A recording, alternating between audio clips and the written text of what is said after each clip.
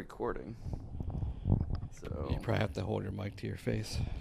no, I think my gain's pretty good. Oh, really? Yeah. I don't think I have to hold it too close. But, I don't even know what that means, gain. It's just how much the mic picks up. Oh.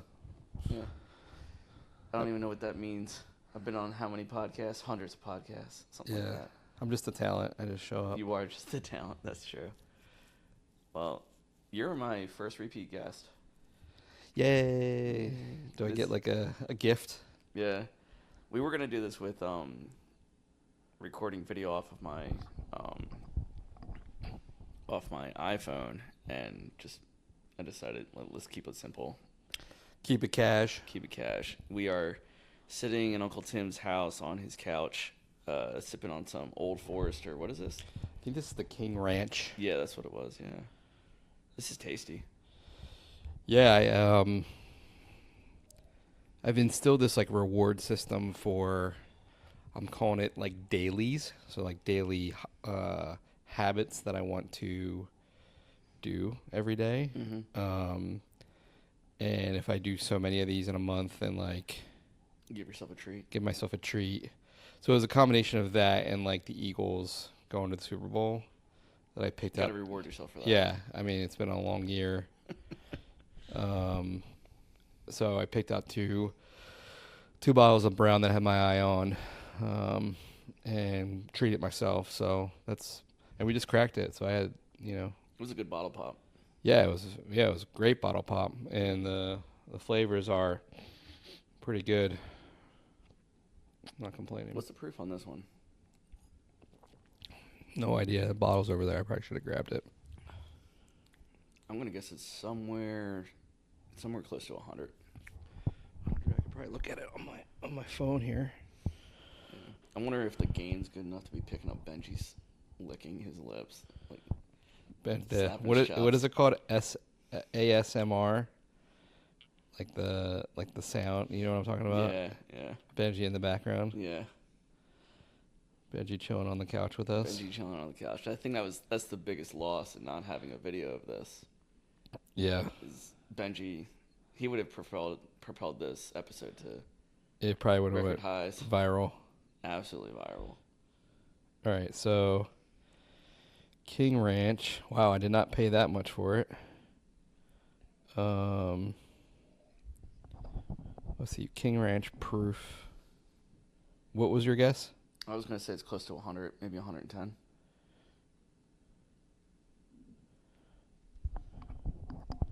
$105. Oh, look at that. Not too bad. I'm in striking distance. You said 100, 110. You're right. Yeah. Right there. Yeah. That's just about on the nose. I mean, it's got a little bit of a bite, but not too much. Yeah, it's aged in I think mesquite. Oh, okay. Is that what it is?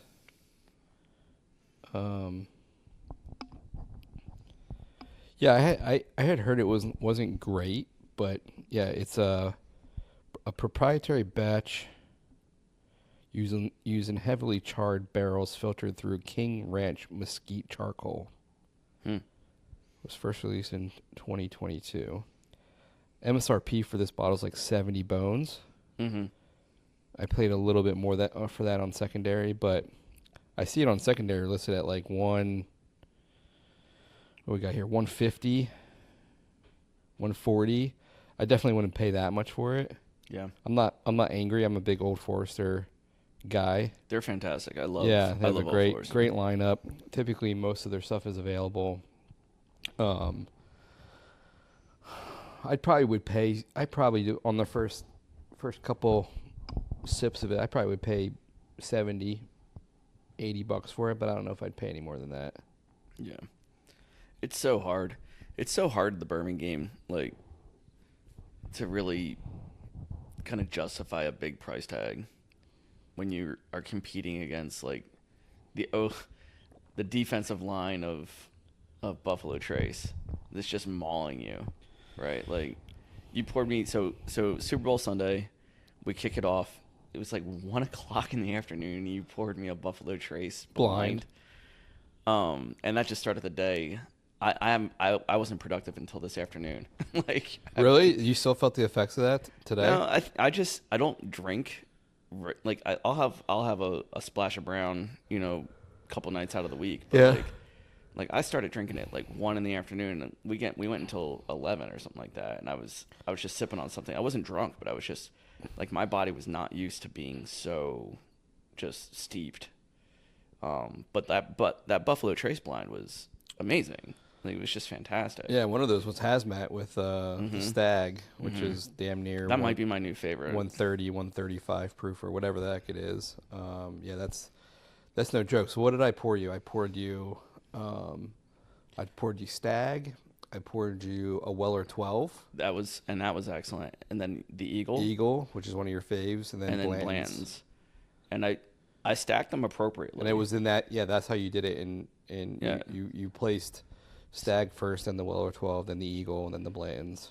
And I didn't know what the Bland's was. I wasn't impressed with the Bland's. I thought that the Weller 12 was Eagle, and I thought the Eagle was Buffalo Trace, and I was really worried that I was going to invert the Buffalo Trace and the Eagle. Ain't no shame. Yeah, but like you also didn't tell me what you were. No, I just putting said it's on going to the be on lineup. that. So I have a healthy bourbon collection at my house here in Ohio, and I have a Buffalo Trace barrel. when we bought that when we went down and got the old Forester Yeah, that was the birthday bourbon. So I miraculously won the lottery for that, which was the odds of that are pretty slim. Won that, and then on that trip Not as slim as Pocket Aces coming up. well Coming up quads. quad aces, yeah. We didn't have to bring that up. Yeah, we did. So we picked up that barrel, and I just been basically stacking my bottles of Buffalo Trace on that barrel, which is pretty full. Yeah, it's a nice collection there. Yeah. So, but yeah, you started Super Bowl Sunday pretty early, and Yeah. I was just too nervous all day to really eat much or drink much. It was a great game. It's like the best day ever. It was a great game. It was a great game. I know most people watching were like, "Man, this game sucks," but If you're a Birds fan, yeah, if you're a Birds fan or you just hated the Chiefs winning so much, it's probably a good day for you. Us being more of the former. I don't hate the Chiefs. I'm a big Andy Reid fan. yeah. I don't mind Travis Kelce and all the hoopla there. I'm a big Jason Kelce brothers fan. Yep. I think Jason Kelce is one of my favorite Eagles ever, and I think I don't even hate Mahomes. I don't have any hate for Mahomes. I don't hate Mahomes. His family's pretty weird, but like I just saw a story that his dad was getting into it with like an ex Atlanta Braves pitcher, like was going to fight him on the street. And Oh my God. Mahomes' dad's had a lot of run-ins with like the law, I think with DUIs, and Mahomes' brother is always spouting off. It's just like he's pretty much like very corporate with how Mahomes like treats things, but his family's kind of, it's almost like the Royals. Right. Which is weird because, you contrast that to Jalen Hurts and his family. His family seems to be like salt of the earth people. Yeah, although I was watching, I don't know if you were watching this with me. So after the win, I've been kind of like soaking in all the maybe we're a little wrong about Hurts or Sirianni, and Although that wore off pretty fast. all the sports talk. But one of the guys that's been pretty critical, also a big Chiefs fan, Nick Wright on Fox Sport or FS1. I guess Hurts' mom was like, "Why do you always talk crap about my son?" But he framed it in the light of a mama Yeah, bear, right? I think that's appropriate. I like his takes. I know a lot of Philly fans don't like Nick Wright and kind of how he. I like their show. I like his takes. I think he's really intelligent. He's a young guy. I think he speaks very intelligently about the game, and But he was for sure like, hey, this is going to be the best team ever, 3-peat, and we just blew the doors off of them. We, as in the Philadelphia Eagles, not me. I didn't do anything. I just cheer really loud. Yeah, we do. And scare my kids. We do cheer really loud. Pick that up from Dad. Yeah. I still can't help myself when I see a fumble. have to yell ball. Ball. Yeah. My kids don't get it. Yeah, mine do now. Yeah, I wonder if they'll grow up and they'll yell ball when they're older. Because we didn't do that when we were kids, but Dad did. yeah. Yeah. Well, he goes explained it was like when he played. Right. That they call it. Yeah, they yell it. And we never really played. I mean, I played club at West Point. Right. A couple seasons, but I never played. I never played any football with pads. I played rugby at West Point. Mm-hmm. Yeah, it's fun. I mean, obviously, there's obviously a lot of negative press with like brain injuries and things like that, and they're trying to clean that up. But it's a great game. Yeah, Timothy's really your namesake. My son. He's really getting into it recently. Yeah. He tries. They play pickup on the playground all the time, and they're playing like actual football, like 2-hand touch. When they can get flags, they'll play flag. Yeah.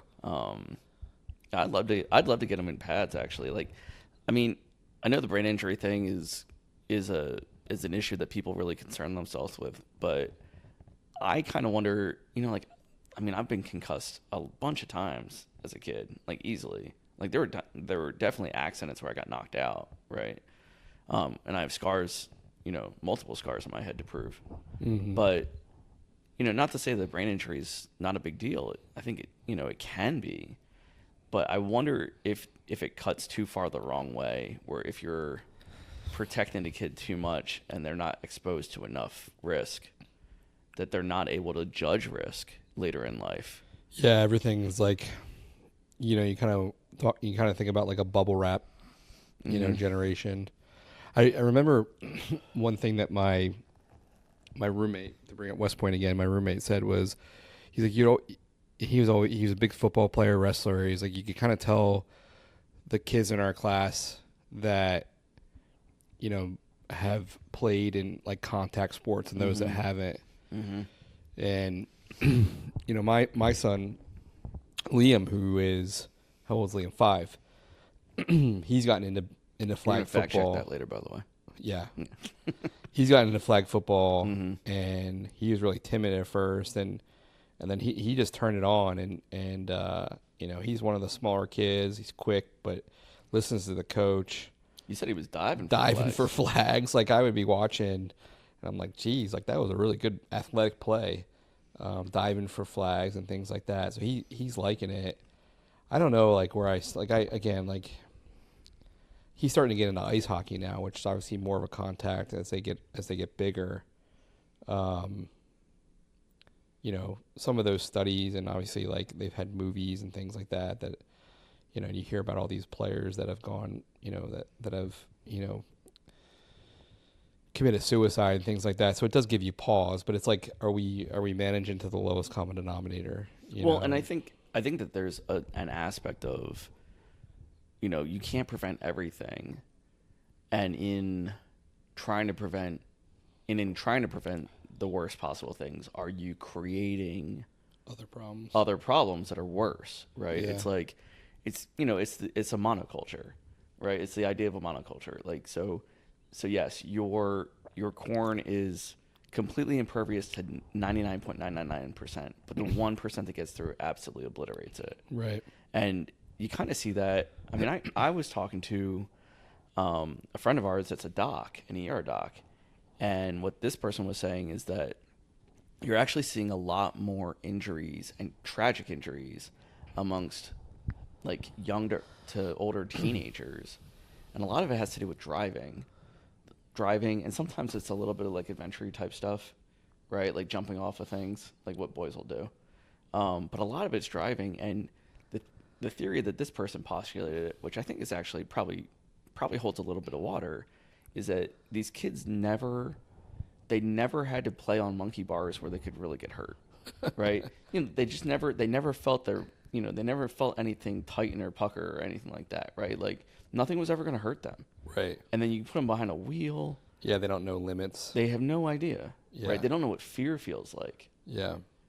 And I think when you make video games as like real. Right. Well, Like, and the video games, that's a good example too. The video games, you're not everything is handed to you. Right. Everything is on rails for you. Yeah. Like, you're not really taking chances. One of my favorite genres of video game is the game that I really love is called FTL, Faster Than Light. And it's what's called a roguelike, where you have no saves and you have no extra lives. If you die, the game's over. So you can invest like 3 hours into a playthrough. You get to like the dude before the final boss. You get obliterated because you make a mistake. 3 hours of your life is just gone. Wow. Yeah, it's amazing. And it's such a rush to play that game, right? Like, because the stakes are real there, right? But like, think about all the games now. Like, you can, even the classic games that we love, you can play with like save states and shit like that. Oh, yeah, like on the Switch. It's just you can do it on the Switch, on the RetroPie that I built, right? Yeah. It kind of reminds me, game kind of reminds me of like the analogy that I talk about with your phone. Oh yeah. Although I have a case on the phone right now. Really? Yeah. Why? It didn't come with the phone, but they kind of like scammed me into like getting a case. They're like, oh yeah, it's like free with the phone, but actually really what it was that I got the phone when I was on that road trip out to see our friend retire from the Marines, and my phone was just giving up the ghost. So I stopped at Deptford Mall actually, and went to the AT&T store there, and they totally scammed me with a bunch of like add-ons and shit like that they said were free, but they weren't.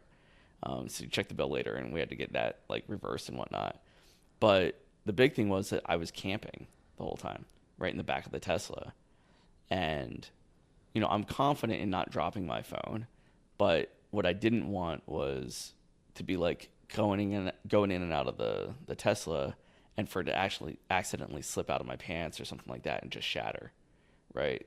Like as you're like I'm crawling out from out. Yeah, exactly, exactly. Because like I was using the Tesla that was kind of like out of spec, right? Like, it's not meant to be a camper, and I kind of turned it into a camper, which was really dope. It was a lot of fun, but I was definitely. Is it hard aware. to get in and out of like that? I mean, it's a sports coupe basically, right? Like, you're sleeping in the back seat, folded down. Your legs are in the trunk. Like, going in and out of that thing was not easy.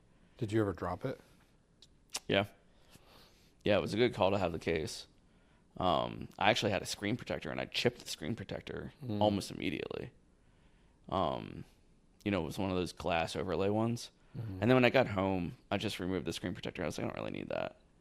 So, but I left the case on. Yeah, I'd never seen anybody just like walking around with their cell phone, just like without protection. Yeah. And it reminded me of that like movie, documentary that was, I think it was filmed by National Geographic about this guy named Alex Honnold, who free soloed El Capitan in Yosemite.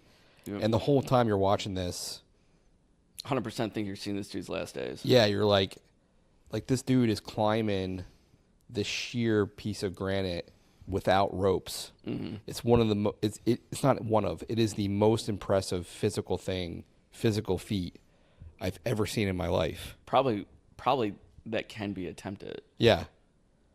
And like, I'm not climbing, but you feel like you're climbing. You're just like, and that's how I feel when I see you like without rock a case without an iPhone without a case. I'm like, how do you even do that?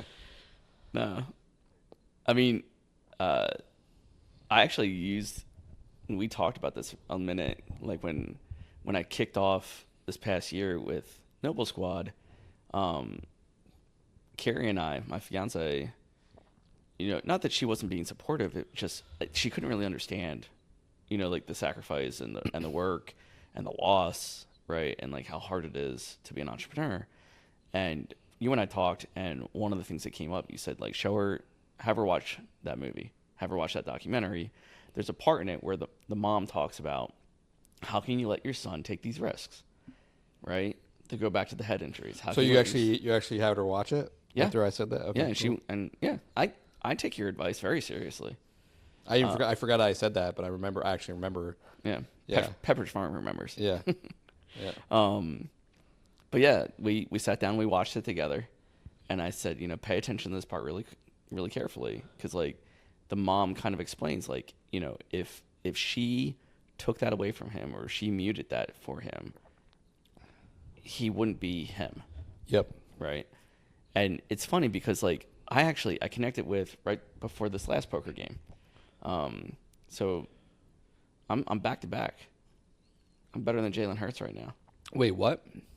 The poker game on Friday night. Yeah, the one that you won. Yeah, I won the last time I was here too. Yeah, I got it. Yeah, you won okay. more than I did. All right. We'll edit that one out. Yeah, we're not going to edit that out. That's too good. But right before that poker game started, which was amazing, by the way. We'll talk about the surprise on that one. Oh, but I had the opportunity to talk to a buddy of mine from college, and his name's David, and he's one of the coolest dudes. And he and I hadn't talked since before, you know, I left Love Every and struck out with Noble Squad on my own, with Hola and now Rory, who's joined us. But I was talking about, you know, the prospecting and landing some sales and whatnot. And he was like, dude, it's so good to see you back to you, right? Like back to the way you used to be. And you just seem so lit up, right? Switched on. That's right. And, you know, it's interesting because, like, the last, you know, call it 8 months or whatever it's been, have been really hard professionally and financially. And, like, you know, I'm waking up constantly, not waking up constantly, but, like, throughout the day, you'll hear me go, ugh. And it's the angst of, like, what's happening in my industry. Yeah. With the layoffs and the introduction of AI and whatnot, and there's just so much uncertainty. But at the same time, right, like, it's like climbing El Capitan for me right now, right? Like, you know, there's a lot of risk. There may be reward. There may not be.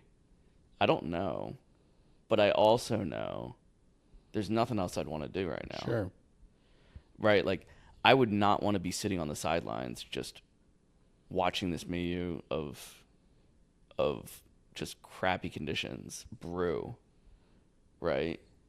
That doesn't seem fun to me. Yeah. You know, even though I'm making basically nothing right now because I have a team to feed and I've got expenses and all this other stuff. And we're figuring out our pipeline and we're figuring out our messaging and, you know, things are starting to come together, but it's, you know, starting a business is slow.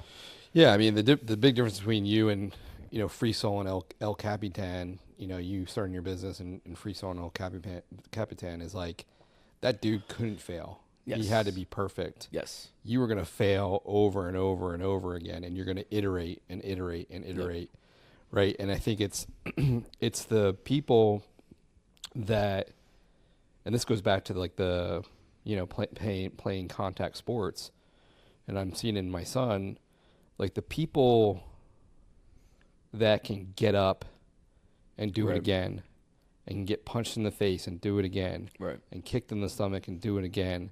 I think Angela Duckworth in her book Grit was like, this is what there's you know, millions of people that have talent or that are geniuses that are not successful, or however way you define success.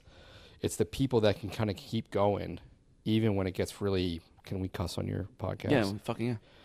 When it gets really shitty, that's what makes you succeed. And that's what I'm trying to teach my kids is, you know, it's not about, you know, it's not about some of these things that you hear about, like earning the most money or being the smartest or the fastest. It's about putting the work in. Right. And I think also knowing when to pivot or adapt. I think sometimes entrepreneurs can very much get shiny object, right? And I've experienced this where, you know, we've kind of, you know, contracted our business a little bit because not that we were doing too much, but I think it's like focusing on what we do really well, right? And really kind of center on that.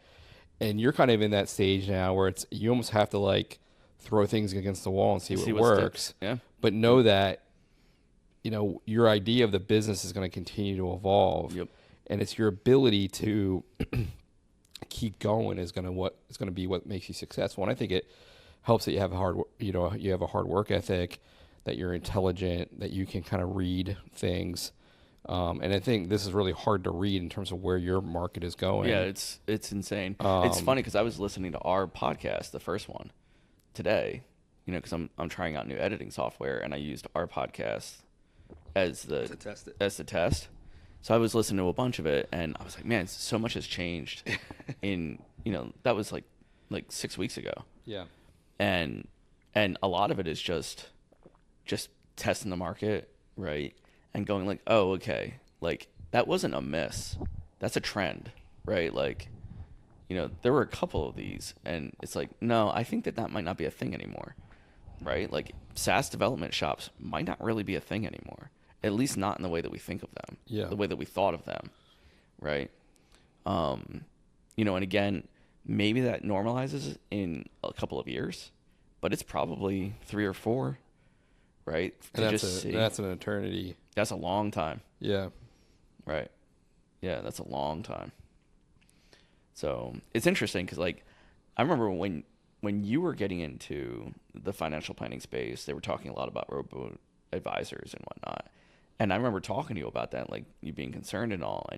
And you kind of had the take, and I think this is the right take, that it was the robo advisor is not going to replace the financial planner because financial planning is about emotions, right? It's not just the numbers. Yeah, I think it's about emotions. I think it's about connection. Right. And I know something that we'll touch on is, I think we're in that stage of there's just so much information and so much distraction going on that we almost don't have like a home base, right? Yeah. And and I think for a lot of our clients it's just like I can read a million articles or I can chat GPT it, but like tell me like what you think is best for me. For synthesize me this. Yeah. Yeah, for me personally, Yep.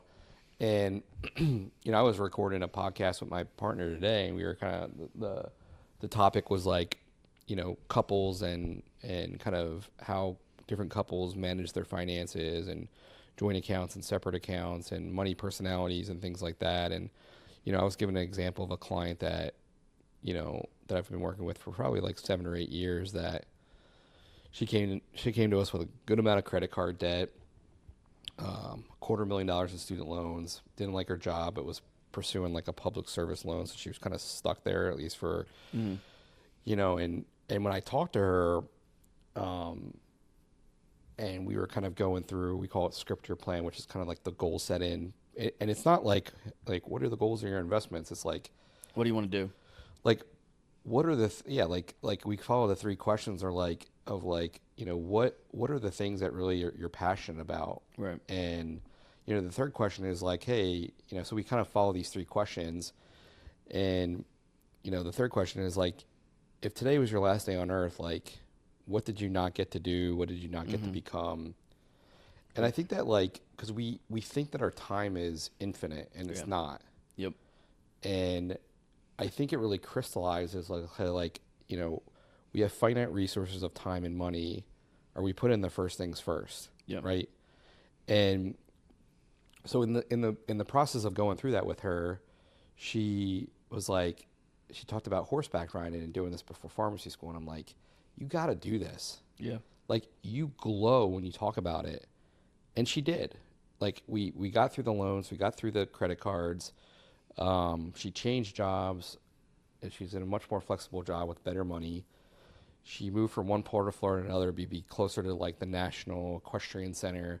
She has Pickles the horse. She has a big old diesel truck. Like she's freaking doing it. And then the second thing on the, so I was talking to her this week, and the big thing that we were talking is that another thing on the docket for her was, she wanted to take an African safari with her mom, and she booked it last week or the week before for this September. Once in a lifetime trip. Yep. And to me, I think that those things are as important as, and this is true, like her IRA has grown $100,000 year over year, and I'll say that past performance is not indicative of future performance. None of this is financial advice. Yeah, so my compliance guy doesn't come after me. Because we're sipping bourbon, talking birds. Yeah, and she's like, holy shit. And she was one of those, because we one of the books that we've released that was authored by my partner Tim and co-authored by another Tim is called Seven Figure Pharmacist. And it's just like, whatever, like that's not going to happen. But she's starting to see that inflection point of her wealth really kind of growing. And I think she's like, that's awesome. That's interesting. But I think the quantitative things that I think a robot can do much better than I can, that an algorithm can do much better than I can, I don't think it holds a candle to some of those other things, those qualitative things that, when she's on her deathbed, she's not going to say, oh, I wish I would have put more money into my Roth IRA. She's going to say, thank God that I did this, thank God I did this trip, when my mom's around, or, return to a passion that I had gotten away from. And I think that is the component, like, because I have concerns obviously with AI and like, are we going to come into this? And I very much will say air quote utopia world where work is not a thing. But I think I think the future industry is going to be one around human connection, because we thought that with social media, we're more connected than we ever have been, but I think we're more disconnected than we ever have been. I don't think that's a hot take. And I think we've lost, I think our muscles have atrophied in our ability to make organic connection with others. And I think we almost need the help of. It's funny because like in the dating scene, because came through a divorce, I'm re-engaged to be married, but came through the dating scene recently, a couple of years ago. And what's kind of like the big trend in dating now is, did you meet organically? And not meeting on the apps, because everybody meets on the apps now. It used to be, it was such a taboo, exactly. And now it's like the standard, and it's like if you can meet organically, that's a good start to a relationship. But like to tie it back to the birds, because go birds, go birds. I think it's kind of like the difference between Mahomes and Hurts, and the Eagles locker room, the Eagles culture, of connection, of sacrifice, of community, that you saw, and you saw it like throughout the year, but you really saw it on display on Sunday. Where, I mean, they were a better team as far as like the stacked number of players, but you get to be that way. You get to draw that talent. You get to bring people in. I mean, our GM, I don't know what he's doing to get all those moves made to stack the team, but I would imagine part of it has to be, and you heard it, where the players are like, it's like playing college ball. Like that's not how pro ball operates, Everybody's got an ego. Everybody's out for themselves. It's all about your numbers, If your quarterback has the best QB rating and your wide receiver is getting all the touches and the looks, that's what matters, That's Mahomes. Didn't matter.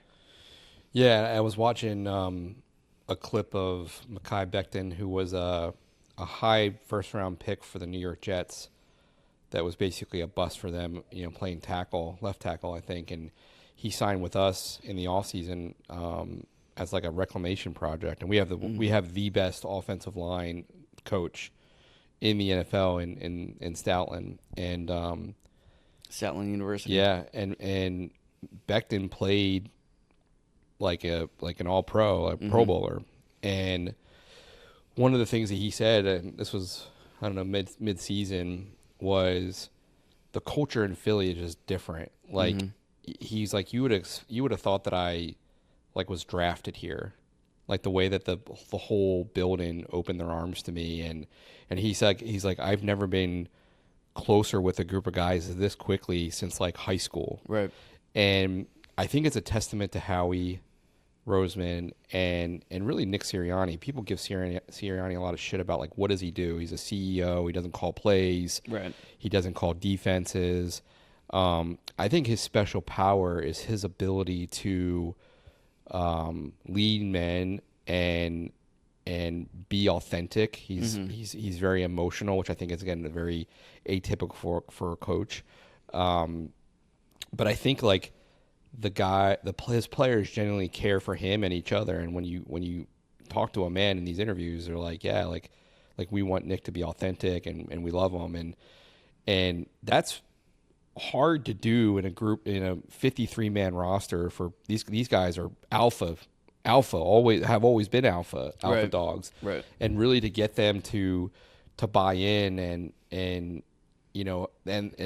have that human connection. Like one of the things that I always saw, in their videos, and if the Eagles organization does a great job of putting out like videos and every week, but like, the Thursday before the game or whatever, they have their final team meeting, and the first part of that meeting is like the entire team just dapping everyone up, hugging, and like it kind of reminds me like, again, at West Point, we have to greet people. Yep. And a greeting is like a recognition and respect. Yep. And Pimping ain't easy, Corporal. Yeah. But it sure is fun. Yep. And I think that is something that is not stated enough about, again, the Eagles, and I think it's a lost thing, as I was mentioning. Like, we were talking about our poker game. I feel like getting our poker game together is like pulling teeth. Yeah. And Yep. I don't want it to be like that. And I've gotten frustrated over this past year because we just haven't been able to line up enough guys On a monthly basis. And I'm like, do we do a static, like, hey, it's the third Friday of every month? But, I know with like Tim and myself, who are two of the cornerstone players, along with Chris, our brother-in-law, like Tim has a lot of sports that are changing season by season, right? Season by season. So like, I respect that. This like he's really busy. We just had a baby. We have 3 kids, but like, I want to make this work. Right. And I think this is going to be really, really important in the future or now really, is because, like us, like we grew up in New Jersey. We don't live in New Jersey. We live in communities that we're transient to. So we're trying to build roots in the community. That's a lot more common than it's not common. Yeah. And I think it's hard, and I don't know if it's more difficult for dudes. I would probably say it is. I think it's more difficult for dudes to like put themselves out there, and like it's kind of easy like under the guy. I mean, I like playing poker, but it's kind of like I want to hang out with some bros, drink some brown, have a good time. Well, that takes me back to the point that I was going to make. I talked to my buddy Dave before the poker game, and I come upstairs, and Dad's in your living room. I didn't know Dad was going to be here. Yeah. That was pretty fucking cool. Yeah. How'd that happen? Yeah, so how did that happen? Eagles won the NFC Championship. Go Birds. Go Birds. We blew the doors off the Commanders. Screw those guys. Yep. And I probably texted you like, I don't know, Monday, Tuesday, the week after. Right. It was pretty close to the game because I'm like, I think it was Monday. Yeah. And I had said something to Shay about like, hey, and Shay's always down. Like, she kind of understands like how important family is and things like that. And she's like, oh yeah, that makes sense. So I texted you and I'm like, hey, we got poker Friday. Yep. We got hammer and nails. I got some credits. We can do hammer and nails. Some mani pedis. Some dude mani pedis, which don't hate if you've never done it. It's pretty awesome. It's pretty amazing actually. And then we got birds on Sunday, to hopefully bring it home. And yeah, you were like, I was an immediate yes. You were what? Yeah. You were like, yeah, I'll figure this out. So you booked it, and then I was kind of thinking about this, and I was talking to our sister who lives down the street from me, and I said, hey, like, are you guys going to be around for Super Bowl? And she's like, well, Chris is going to be traveling, but I'll see what the girls want to do. Mm-hmm. So, we'll probably come over. So I was thinking, all right, there'll be the three of us here. Then I'm like, well, I always think about Dad. Yeah. About for right or wrong, because I feel like Dad's fandom has kind of waned since he moved to Florida. But I remember when the Eagles went to the Super Bowl in 2004, 2005. I drove home for that NFC Championship game. They won. I forget who they played to go. Was that Tampa? They won that game. And then I had to drive back to West Point because I think I was a firstie or whatever. Mm-hmm. I called in the I don't know if I ever told you that. I called in the WIP and I was put on the air. Oh, really? Yeah. I don't know that. And then a couple of my buddies were like, "Were you just on the air?" I was like, "Yeah, like this is first time, long time." But I was saying on the call, I was basically like, "Yeah, I drove home to watch the game with my dad. I'm going back to school." And they're like, "Oh, where do you go to school?" And they're like, "Oh, wow, awesome."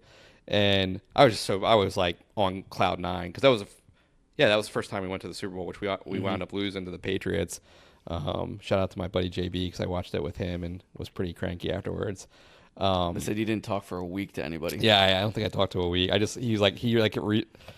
such a good sport. He like reached out to shake my hand, and I think I walked by him and didn't talk to anybody for like a week. I feel like I've matured somewhat since then. You would have cried. Probably. You would have cried last night or Sunday. So anyway, the whole point of this is like I kind of think about Dad when I think about the Eagles because that's one of his passions, if we can call it that. Something that I see him get, and at least growing up, we see him get excited about. Yep.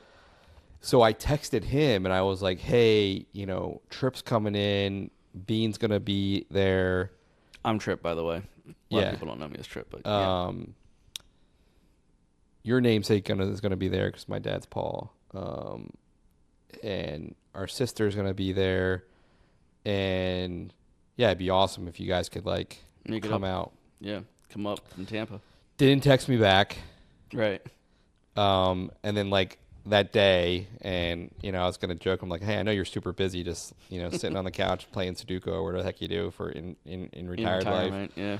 But then around dinner time, our mom texted my sister, which I didn't clear anything with her yet, and saying, "Hey, we're coming. We're staying at your house." And my sister was like, "What the heck just actually happened?" Because I didn't talk to her about it. It worked out. So they came. You flew in on Wednesday. They came in on Thursday.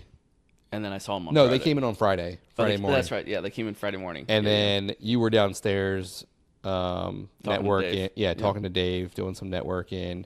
And I thought you knew he was here because Dad's so loud. No. No, like it was like a surprise party. Yeah. I came around the corner. He was standing right there. I was like, holy shit. Yeah. So the old man was here and I didn't say anything to you, but like that was actually like one of my secret desires was like, oh man, it'd be really You did say awesome. something to me. Did I really? We talked about it the night before. You're like, what you said? Oh, okay. You said something like, "Oh man, maybe we should have said something to Mom. Maybe we should have said something to Dad." Yeah. And I was like, "Yeah, maybe we should have." Yeah, but if I had that poker face, I probably would have won. Yeah. No, you have a good poker face. You got shit cards on Friday. I was playing a little loose. Not as loose as some of the people on the table. Man, there were some wild hands there. I had some bad beats too. I had some pretty shit hands, but then I had some bad beats, and my opponent chasing. So I don't want to get mad about it. I don't try to get mad about it, but I had some bad beats. But yeah, anyway, So Pop came up and kind of watched. He doesn't play poker, but kind of watched the poker game, and he was so thrilled. Yeah. All he would talk about is just how much fun we were having. Yeah. Yeah. Right. Yeah. He was like, man, it seemed like you guys you were having like a great time. Everyone's laughing. Everyone's having a great time. Yeah, and he was sipping on some Manhattans. I made a canister from Pop's canister. Mixed up some Manhattans. He was sipping on those bad boys, and we had a good night. And it was probably one of our I think it was the longest game that we played. And I think our goal was to go back to the human connection piece. Our goal was to schedule the next poker game before we left. Right. And I think because the game went so long and people were kind of like Irish bailing out as they went out, which was fine. We just never did that, and we should have done it at the beginning of the game. And I haven't done it because I've been busy this week, but I have to go back on our thread and be like, hey, poker was awesome. Right. how does this date work for everybody? And then half the thread won't say anything. The other half will say yes or no. We might have 4 or 5 players, and then I'll have to postpone it or cancel it and get frustrated all over again. Yeah.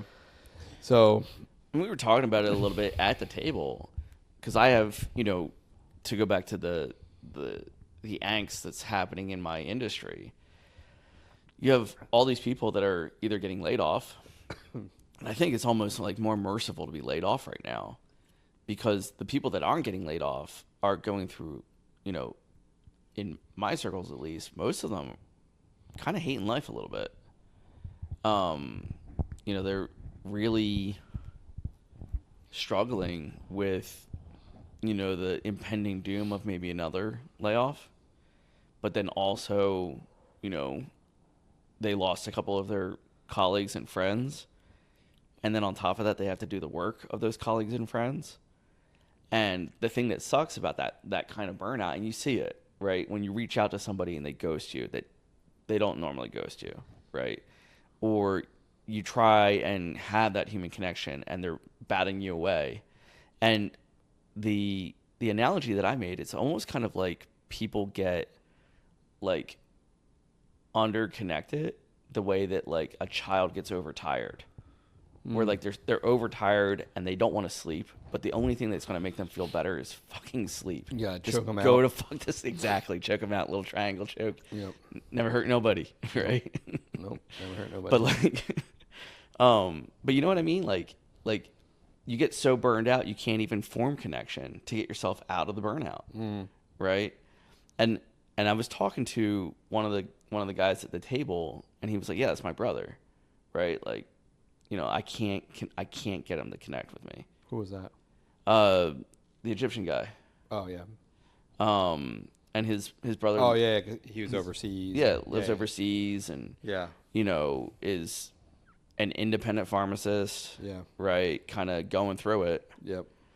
And he's like, I'm trying to get him to go to church. I'm trying to get him to read. I'm trying to get him to do anything, and it's hard. Yeah, it feels like I almost feel like this as a parent with young kids. It's like the act of like getting through the day and getting dinner on the table and like kids have them eat the dinner that's on the table and then get them in bed is just like right. That's the miracle, but that's kind of the analogy is like there's no room for anything else. Right. There's no room for bedtime stories. Like I feel like we've gotten away from that. And it's like that's kind of the analogy, like church or whatever. Right. Yeah, it's hard, and I don't know what the answer is. Like I really want to pose the question of like how do you help somebody out of the hole? It's kind of like to use a movie analogy, because I love movie references. Remember What Dreams May Come with Robin Williams? Vague. So the basic plot is that I think his wife takes her own life, and it's the lore or the belief in the religion is, or in the movie is that if you take your own life, you basically go to hell, right? And hell is not fire and brimstone; it's like isolation, right? And Robin Williams loses his life in a tragic accident, not of his own doing, right? So now he's in heaven, right? And he's basically living in a painting, right? Like everything can be created and it's just imagination and it's amazing. But he really misses his wife. And they basically tell him like, sorry, but she's where she is and you are where you are. And never the twain shall meet. And then that becomes the impetus of the epic adventure for him, is to go and save her, right? And damn, that's pretty deep. Yeah, it's a great movie. I haven't seen that movie. It's amazing. I think Cuba Gooding Jr. was in it. Okay. With as well.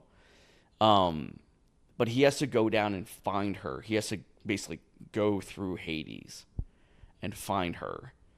And when he does, he has to get through to her. And I don't remember the climax of like how he did that. But it was hard. And that's kind of like sometimes what I think of when I think of some of my friends that I care very deeply for, some of my colleagues that I cared very deeply for, of like, you're in hell, dude, and I can see it, and there's almost nothing I can do to help you, and that sucks. Yeah, I think a lot of those cases, like, you got to help yourself, right? Like, Yeah. you can't have someone pull you out of that. You got to pull your and sometimes that comes the hard way, right? Yep. Whether it's a mental breakdown or a divorce or something like that, Yep. that can really be a trigger. Shake things up a little bit. Yeah. I don't know why. I don't know why it just seems to be hard. And I think everyone's just so freaking busy. And I am too. I mean, like, our kids are in sports, and like I said, the job is busy, and my wife started a new job, and her hours are crazy, but it's like you have to have room for these types of things, and it's just like pulling teeth, to get this game, and it's just super frustrating. Well, I mean, like, I think that was one of the things that Mom did a really good job, at least with me, and I don't know if this is your experience. It's so funny to talk to siblings, and you realize that you grew up like totally different households, right? You're like a couple years apart, and there are times where I'll talk to our sister, and I'm like, holy shit, that's not the way I remember the world at all, right? Yeah.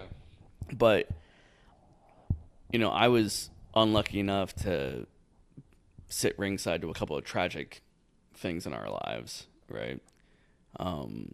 Children lost to close friends, family of close friends. But in one such incident, I remember, I had told my friend, I can't sit with you because I have to go to school because perfect attendance is important, and I'm on the perfect attendance roll. And Mom heard about this immediately and corrected me, and she said, blood is thicker than water. Right? I'll never forget that. Oh, I never heard that story. Yep. So I sat with Kirk, but it was a good lesson. And I think that's one of the reasons why when someone reaches out and says like, hey, we're going to go do something, I'm like, game, right? Like, blood is thicker than water. Yeah. Right. And water is whatever is not connection, not family. Yeah.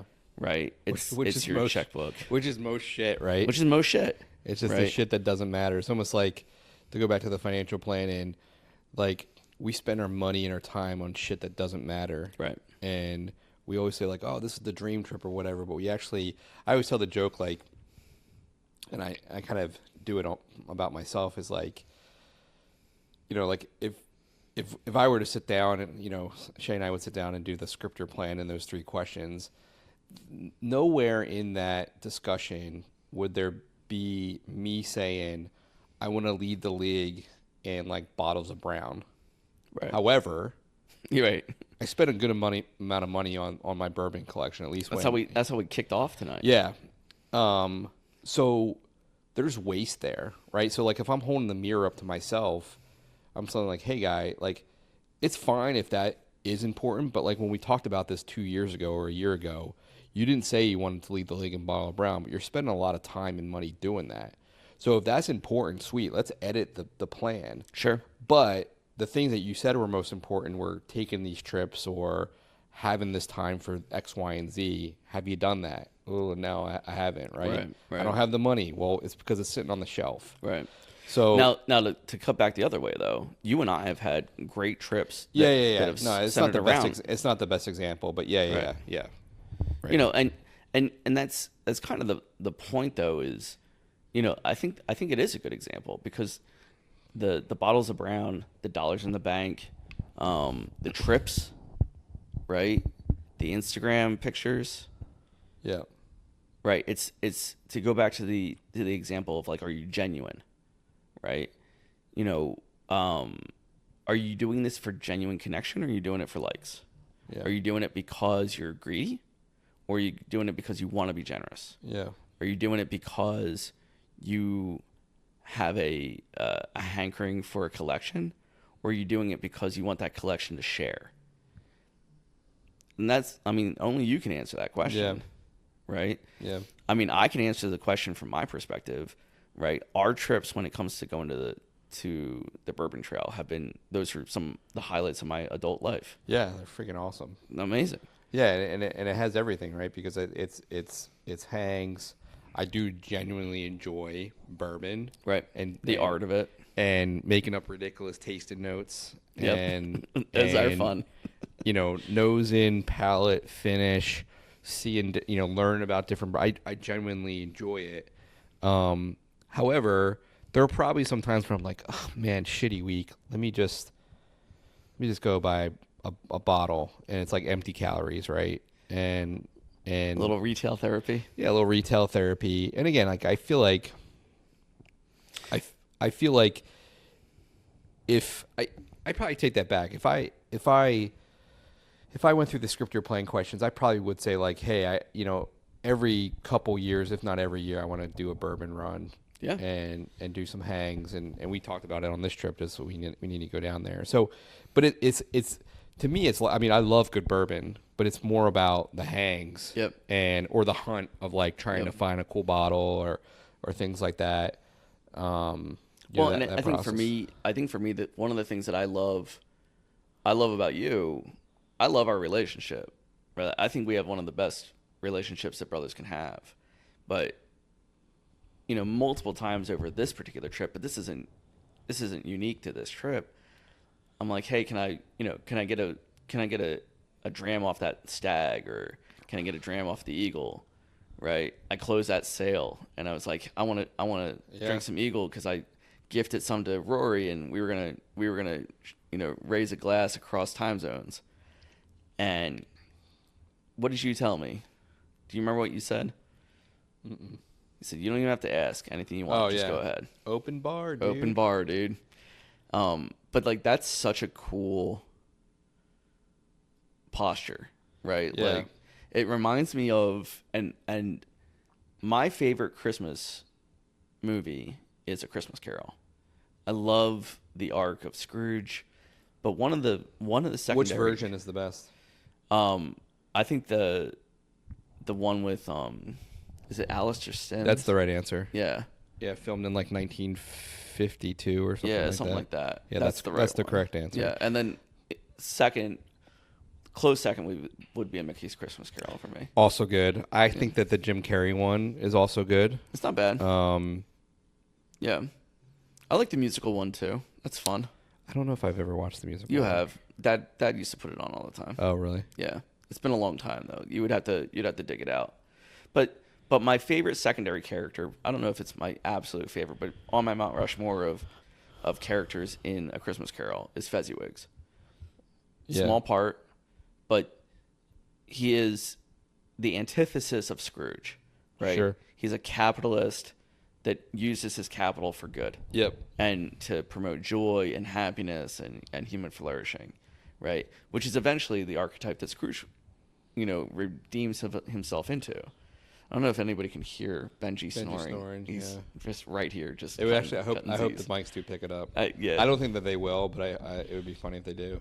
I might just put my mic up right to his nose just to get some. Just to get it on. Yeah. But that's the attitude of Fezziwigs is the attitude that I try to embody when it comes to when I have gain. Yep. And I think it's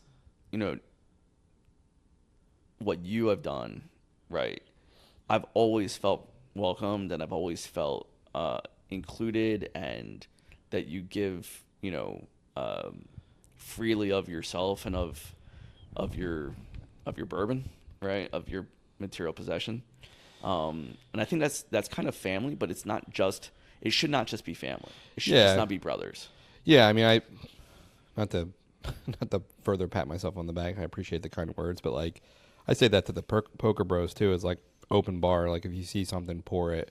And it's kind of like you can't take it with you. Like exactly. It's meant to be enjoyed together. Yep. Like I would get like that documentary Neat. Yeah. Oh my god. Yeah. Dude, watch that. And don't cry. I dare you. Oh my god. What an amazing documentary. But I would get as much joy. Like I would get like if we use the bourbon example, I know that like you appreciate a good pour, and you appreciate good whiskey. But even if you didn't, even if you were like a newbie, like I've had like Shay's brother and cousin from Brazil come in. They don't know anything about bourbon, but they're like interested, and they're like, and I'm like pouring shit, and I'm like, you know, and they're probably thinking this stuff is terrible because it's like really strong. It's really strong, yeah. No palate. But I think they get into it, and like I'm like, yeah, like to me it's again about human connection and sharing and you know, imparting some of my, again, amateur knowledge on that. I just like, you know, I know there are some people, and I think for there's a guy that I follow on WhiskeyTube that I haven't been doing as much WhiskeyTube because I think the more WhiskeyTube I watch, the more that I buy. But he's based in Jersey somewhere, and he's saving a bottle, like a George T. Stagg bottle for when the Eagles won the Super Bowl. Oh shit! So he probably cracked it. Go Birds. But I think that's cool too. Like if you have a bottle, right? You know, like a special bottle like that you're saving, that's cool. But yeah, for the most part, like I look at mine, and like to be honest, like I have so much whiskey, like I would never drink it in my lifetime. Sure. I feel like that's how much I have right now, and I think people are going to think that we're alcoholics. I literally just drink on the weekends. Yeah. Like I don't drink usually during the week, outside of maybe today. Special occasion. We're breaking all the rules this week. Yeah. But to me, it's, you know, it's kind of literal, like grease in a good sit, a good hang, a good conversation, and I think the whiskey community is about like sharing and again having that human experience that I think we lack, you know, and the nice thing about bourbon is like, you know, you're not doing shots. It's meant to be savored and enjoyed. Right. And again, I think it goes back to like we're in such a shot environment and culture, that's the right word. And I think, you know, slowing down and savoring and enjoying, we need more of that, you know? Well, and I think one of the things that is kind of, again, I think culture is so important. I've talked about this several times in the podcast of like the episode that I had with Gray. I just talk about how my squad at Love Every, you know, we had this culture of delivering, right? Of looking out for each other, of like pulling together at the, you know, when we had to, and make sure that we stuck the landing every single time. Yeah. But that culture came from, you know, kind of shared experiences and shared lore, and it built over time. And I think that that's something that you see in the bourbon community. When you think about when you have a good bottle of bourbon, that doesn't come fast, right? Decent bourbon. What's the age statement on a decent bourbon? What's Buffalo Trace? That's not an age statement, but what's the average? No, probably 4 or 5 years. 4 to 5 years. Eagles 10. Right. Right. That Weller, that was 12. 12 years. Right. Now you probably reached an inflection point where, you know, 25-year bourbon is probably a little bit too much. Yeah, I think the Pappy, what is it? Pappy 25 years, like the unicorn bottle, but I actually think Pappy 25 is not great. Yeah. And did you have the Pappy 25 in the flight that I got you? I think so. Yeah. I mean, it's not bad, but no, it's not bad. I'm not gonna throw it out, but not gonna kick it out of bed for eating crackers. It's a little bit too long in the barrel. Yeah. So I think depending on what type of brown it is, you know, whether it's a rye or like a bourbon or whatever, I think that, I mean, you can get some really good bottles that are under 10 years, but I think that 10 to 15 is probably the sweet spot. Yeah. But that's a decade. Takes it's a shit ton of time. Right. A lot of patience. Right. A lot of, you know, angel share. A lot of those. The longer they're in the barrel, the less, you know, liquid comes out of the barrel. Yep. But like all of that is, I think, actually what is infused into the bourbon culture, right? Is like, it's not an accident that the bourbon culture is, you know, a culture of savoring, a culture of not necessarily community, but I mean, that was one of the things that you hear on the trail all the time is like, these distilleries look out for each other, right? You know, it's Yeah. one of the things that I love about Oregon wine is that Oregon wine is different than a lot of other wine in the country, because Oregon wine is all about, you know, when someone's equipment goes down, they share, right? They're not trying to like get one over on the next guy, Yeah. right? They're all trying to like prop each other up. Yeah. And I don't know. I think, you know, to go back to the birds again, it's the same thing, right? We are stronger together, right? It's a team sport. No man is an island. No man is an island, right? And I think the more genuine you can be as a leader, like Sirianni, like Hertz, the stronger those bonds, the more that you have that Echo 419 culture, right? That Yeah. you deliver. I think, though, to kind of go back to your comments about, you know, you have friends that are kind of stuck in the mud. Yeah. I think when you're in that space, you definitely operate more from like a Scarcity mindset. Yeah. And I think we've talked about this. I think we've talked about this with like UBI. Yeah. Is like when you're just trying to like make it day to day, whether it's money or mental, like Capacity. keeping your shit together. I think the studies show that your IQ actually goes down. Mm-hmm. Like your ability to kind of problem solve and think through things with clarity is obstructed. Yep. And, you know, so I think that like, you know, you're at a disadvantage, right? And I think what, and we've talked about this with like mental health and bipolar is like, and I've had clients that have had this too, where it's like you, Tim, are part of my like Support structure. structure. Like I know that, you know, I'm paraphrasing, you know, some conversations I've had with clients. Like I know that like I need to eat well, sleep well, exercise, not do stupid shit with my money. And I have different people and systems in place that kind of keep me Regulate it. Yep. Yep. And even with that, I'm going to go like this. I'm going to go Yep. up and down, and like it's just a cyclical thing oftentimes, right? Yep. And that's the unfortunate nature of bipolar. But I think like everybody needs that. Yep. Like Yep. I'm not bipolar, but I still need to do. I talk about the dailies, right? I need to do that, and I need to regulate myself. And I think part of that is just having like a social outlet, which again I think is hard if you're a transplant, you know. And it's like I can't run down the street and like go hang out with can't sit in the garage and hang out with my high school buddies, Right. or my college buddies, right? Like that doesn't exist for me. So I have to find ways. To construct that myself. Yeah. And you know, one of my goals the last couple of years is to have more roots in social, and then that's where the poker game came from. Yep. Like I like to play cards. You know, I bought a table, some cool chips. You know, but it's been a slog. Of all the goals that I've had over the last years, it's probably one of the ones that I'm just not Sticking the landing. Yeah, it's just been, and I'm like, what the hell do I need to do, you know, to get this off the ground? And again, but like when we play, it's pretty awesome. Like we have a good time. It's not like it's that's not like the part it's bad. that's the worst. Yeah. That's the part that kind of like stings, is because I have something that I call Bourbon Buddies, and that's been same things, like kind of pulling teeth, right? Like just, but when you get together and you're having fun, everyone's having fun, right? Like it's not like we get together and go, oh man, this is lame. We get together and be like, man, when's the next time we get to do this? Right. And then for some reason, you know, the iron doesn't stay hot. You don't strike.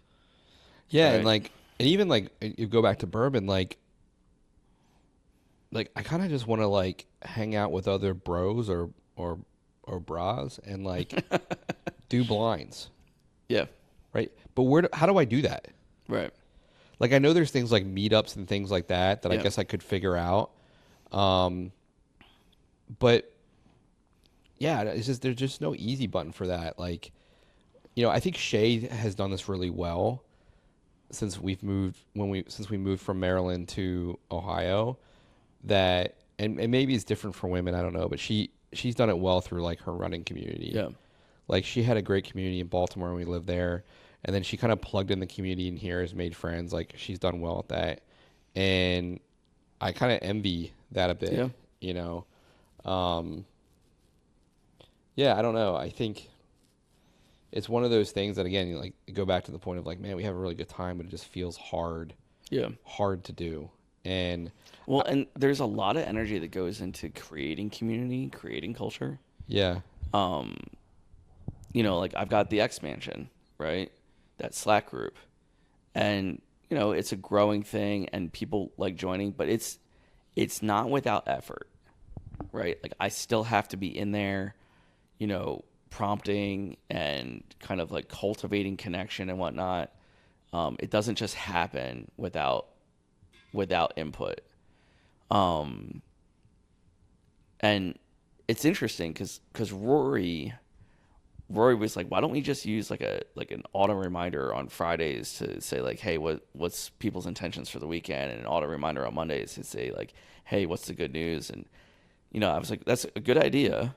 I don't think it's going to work though, because for some reason when it's a robot that's prompting you, you don't really give a shit, right? Like you just ignore the bots. I think we're going to ignore the bots even more as we get more bots, right? as they become more ubiquitous. As they become more ubiquitous, right? But like at the same time, is a bot the answer, right? You know, could you have to use AI and technology to help facilitate human connection? Is that possible? Or maybe it's just as we free up cycles, right? You know, is it possible for us to free up cycles so that we can spend more time on the What do you things that mean? matter? I don't know that term. What do you mean by free up cycles? Is that So like if is that like if free up AI time? Yeah, like if AI can help you, you know, increase your output by 300% in, you know, 50% less time, then you have a bunch of time on your hands potentially. Or you just is that how have it works? to. Is that how it works though? Kind of depends. Because you think about it, like if you think about, and again, I'm not. I have. This is a very uninformed take on like productivity and things like that. But like, as we've become More productive, it seems like we're just as busy. I know, and that's the problem, right? Because then that lever cuts against you, right? Because like if you slip up even a little bit, the person who doesn't slip up is going to be way more productive than you are, right? If you take a break, you know, think about it, right? If for every minute I can get 1,000 units of productivity out, whereas before for every minute I could get 10 units of productivity out or 100 units of productivity out. For every minute I'm down, some dude is eating my lunch, and they're not just eating my lunch, they're eating all my groceries for the year, right? That culture sucks, right? Like, how do we But isn't that that's kind of what we're in though, right? That is exactly what we're in, right? I mean, think about how much. But is it kind of like the singularity of like are we kind of going to that like apex to zero where like eventually everyone will be phased out of the workforce. You'll have one guy that's doing everything, and then he'll be phased out, and then the singularity is like the AI is doing everything, right? I mean, and then maybe that's when we were like, oh, okay, like human connection. That's we gotta wait. We gotta wait. Yeah, until we the have to wait until that, or maybe there is an inflection point with that where 80% of people aren't working, and yeah, I don't know. I mean, it does bother me some. You know, like what happens when I was thinking about this recently, that what I was really good at was processing. What I am really good at is processing information. I'm also, thankfully, I'm good at human connection. I'm good at leadership. And I think that those skills will be valuable in the future. But the skill of processing information, that's being devalued, right? Because AIs can do that better than I can do it. yeah. But what happens when you start to basically just take large sections of skill and just say, don't need that anymore, right? Your dexterity, your fine craftsmanship dexterity, don't need that anymore. Don't care about that. Right? Your ability to pull wire, right? Don't need that anymore. We got robots to do that. Yep. And some of these things you don't want to have to do, right? I would love for there to be a world where, you had infantry guys that were manning drones instead of infantry guys taking bullets, right? I'd be all for that. I would love to never have to hear about another Joe.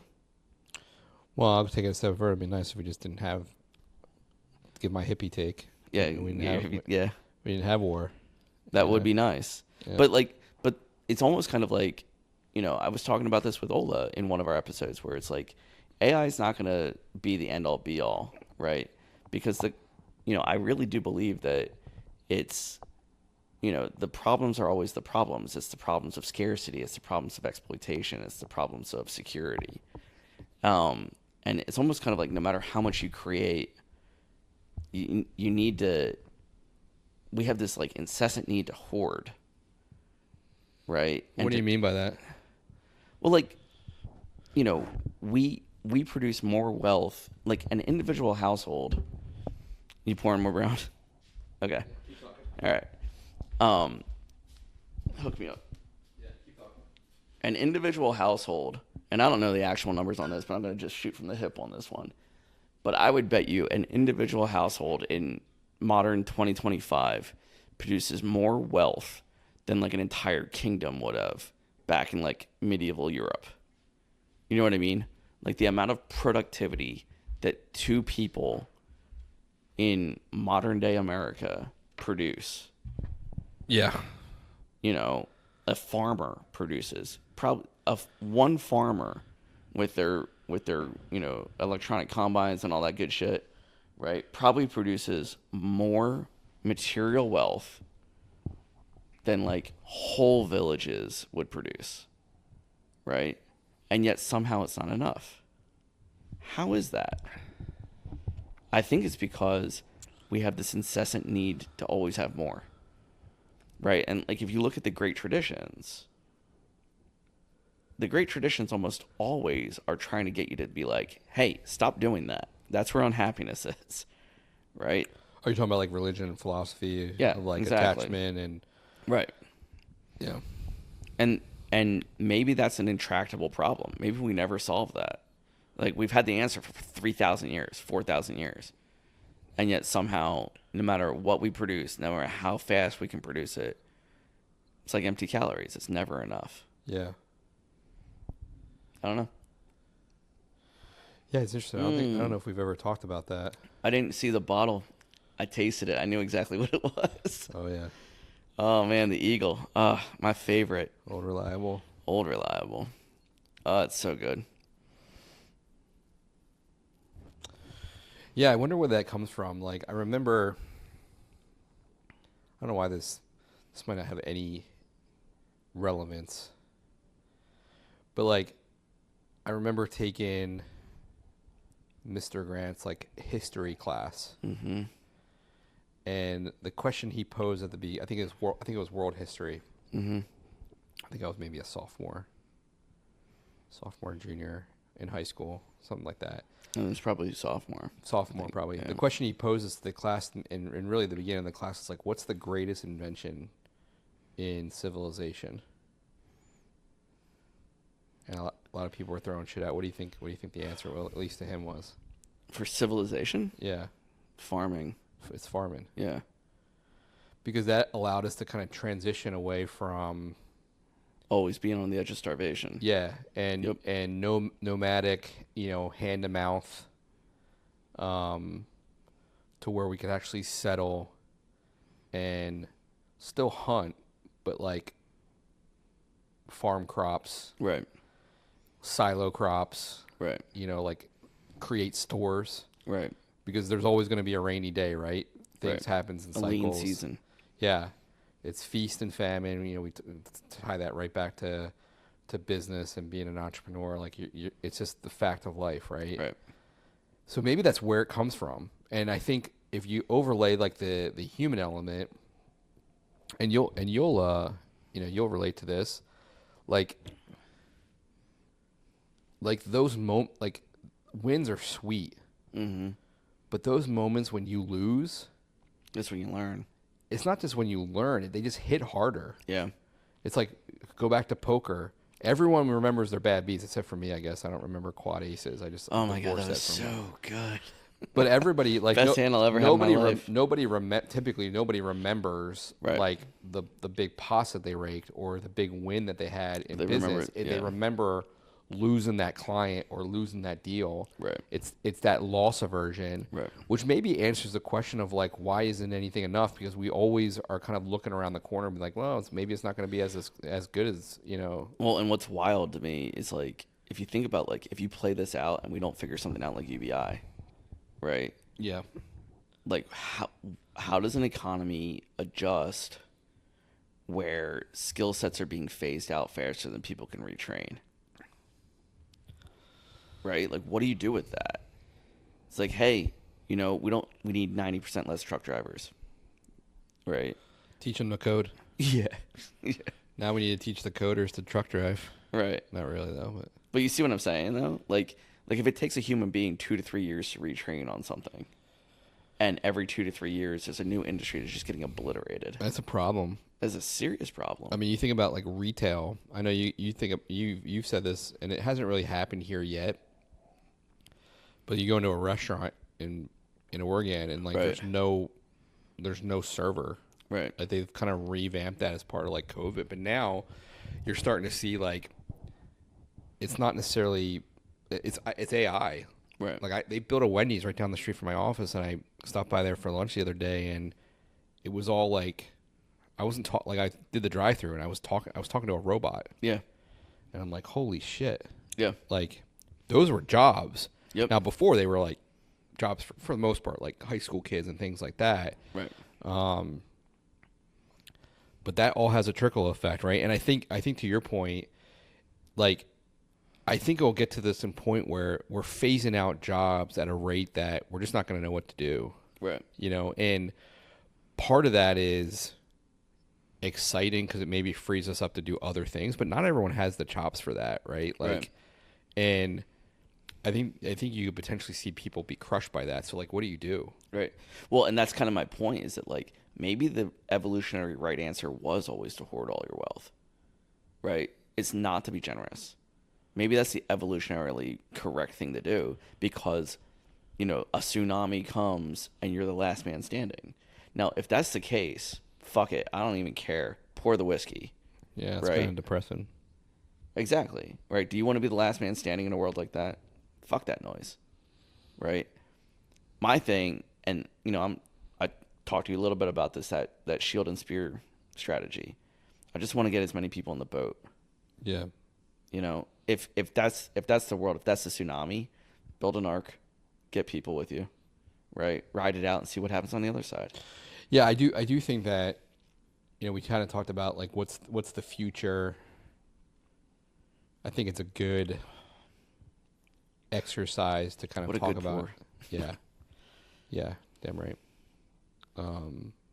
What does the future hold, which is kind of man's, always a curiosity about the future. Like, I do think that and we've talked about this with some of your ideas.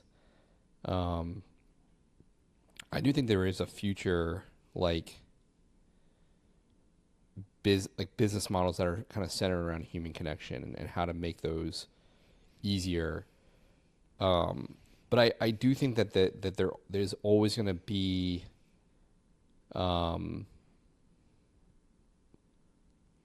I think being able to problem solve, kind of like and I think that's what you're trying to do. Like, we don't necessarily know all the problems that we're trying to solve, but like we want to keep those. I think it's easy to get despondent. Yeah. Especially when you're seeing like what you're seeing. Yeah. In my industry, AI is like, it is traded and things like that. And I think most people are like, I think gone are the days of like hot stock tip and things like that. Like the shit that you see in like Wolf of Wall Street, like that day is dead. Right. And that might be because of things like AI. Yeah. Right. Where they're just, the elasticity in the market's basically gone. Yeah. Like the slop is gone. Yeah. So, I'm seeing, I feel like every tool that I'm using now, there's some type of like AI enhancement. Right. That's to make us more efficient and Right. things like that, which I don't know is necessarily true. But I think those become, again, easier and more ubiquitous, Right. Embedded in those tools. And I'm excited about that. One of the tools that we use is, like if you're a client and we're meeting virtually, there's a bot in there, and that allows me to be more present and focused on the conversation that we're Right. having, because before I'm like writing notes, like if I don't write it down, it didn't happen. Right. So it allows me to be more present, and I can go back to that video and review it. I can ask it questions. Hey, what's the dumb shit that Tripp said about X, Y, and Z? Right. And it'll kind of recall back. Right. It'll do a nice recap email, so it makes me look smarter and like that. I listened, and it does great notes for my CRM. Like I love that shit. Yeah. Because it makes us more efficient. Yep. But like with efficiency, it's like, oh, well, maybe I can serve more clients. That's the business. Like maybe I can serve more clients, but then you lose some of the human connection. So there's a trade-off there. But like I get excited about that. I don't care about the trade-in. Like I said, like I think the robots, just like the chess master is going to be beat by the machine. It's going to happen, right? Right. I'm not going to beat an algorithm in terms of trade-in. But it's like if you can't beat them, join them type of thing, right? Like that's like, I don't want to say it's commodity, but it's a commoditized thing, right? It's the human, the life plan. That's what's going to win the day. I'm excited about some of these tools, but some of the conversations I had with you have been eye-opening, because I'm like, holy shit, like what you're experiencing is not what I'm experiencing. Isn't it wild how like 3 years ago I would have never called this. I didn't think that the impact would happen. So, but maybe what it was is that there was such a delta, and they're willing to, big companies like Meta and Google and, whoever else are willing to take the sales force. They just announced a big layoff. It was a 15%? Something like that. It was 1,000. No, it was 1,000 jobs. Oh, okay. Yeah. Which I was guessing was like, it's got to be like 10%. Right. I could become wildly off on that number, but it's a lot of people. It's 1,000 people. Hey, a lot bot, of can people. the bot listen to this? Can you fact check? Fact check Tripp. But I think what they're probably looking at, because they've got some smart nerds, and their smart nerds are probably like, if we move now, we probably can get at the top of this wave, right? And we can scoop up a lot of payroll liquidity, right? And it might be bumpy at first, but we'll figure it out, right? And we'll be ahead, right? But I didn't think it was going to happen that fast. Yeah. I was worried about this. I was worried about this like 10 years ago. I remember when I joined that entrepreneurial group that kind of gave me some of the skills that I have now. Yeah. That was largely the impetus. It's like, I don't want to be replaced by a robot. I need to be able to figure something else out. And thankfully I did that, because like, I don't think I would be able to close sales like I can right now. I mean, it's not like I'm killing it, but like, you put me up in front of, you put me at the plate and you give me a good pitch, I can hit it, right? Like, if there's no money there, there's no money there. Yeah, but, I mean, there are things that, there's structure and techniques and things that I think good people that are in sales know and can do, which I think, again, I think being able to sell will be a human thing. Right. Because I think it has to involve emotion. But yeah, I think like if you can be compelling and be a good listener, and those I think are all cornerstones of being able to sell, you'll be in a good spot. But like if I hadn't done that 8 years ago or whatever it was that I got trained up on that stuff, I'd be in a much different position. Yeah, right? But I think the thing that I think is really, really, really important to think about is, so we talk about like grit, right? Mm-hmm. I think the other thing is like flexibility. Yes. And I kind of relate this back to like retirement planning. It's like, oh, like, how can you build a successful retirement? Like, or how can you go about this and like have success, and again, define success. But like, I think one of the tried and true things about retirement is like the clients that are most successful are those that are most flexible. So as an example, a huge risk, so I'm going to nerd out on finance stuff for a second. A huge risk in retirement, or at least approaching retirement, is called sequence of return risk. So this is basically the risk of like when you go to retire, the market Is down. like is down. So think of like 08, 09. Right. So 08, 09, I took over. So I was working for Sears Kmart. Mm-hmm. I interviewed for Sears Kmart because I had a great interview, and it was operational leadership, kind of lead in others in a warehouse setting. And, they kind of sold me on this idea that we're going to vie for retail supremacy with like Walmart and Amazon, which is hilarious now, right? Yeah. Talk about life coming at you quick. Yeah. And They gone. I came on as like a trainee, and then a year later, one of the people on the management team retired, and I interviewed and I took like the open position. So this was like 08, 09, like as like the subprime mortgage crisis was going on. Mm-hmm. So if you imagine you have $1 million portfolio, hypothetical. So this lady, and I don't know what she had, but let's say she had $1 million portfolio. If you wake up the next morning, your portfolio is 600,000 because the market drops 30, 40% or whatever, and then you're starting to withdraw 40, 50, 60K. You're locking those in. It's not sustainable. So the timing of when you retire is as important as some of the other, how you claim Social Security, how you allocate, how you distribute from a tax perspective. It's hugely important. Mm-hmm. So I think she did. I stayed in touch with her afterward. I think she did have to go back to work. Yeah. Because she just couldn't sustain, right? So the sequence of return risk is huge, but a lot of people are like, I hit 65, I'm out. Right. I hit 60, I'm out. I can't do this anymore. And it's like take a breath, right? Maybe. And to go back to this discussion, sometimes in pharmacists, I don't know if we've said this, but our niche is pharmacists. So if you're a pharmacist out there, you're a financial pharmacist, that's our shameless plug. We work with pharmacists all over the country. We work with a lot of different types of people, but we work with primarily pharmacists. My brother's very handsome. He has a great podcast. You should check it out sometime. Yeah, you're a financial pharmacist. We've been doing it for a number of years.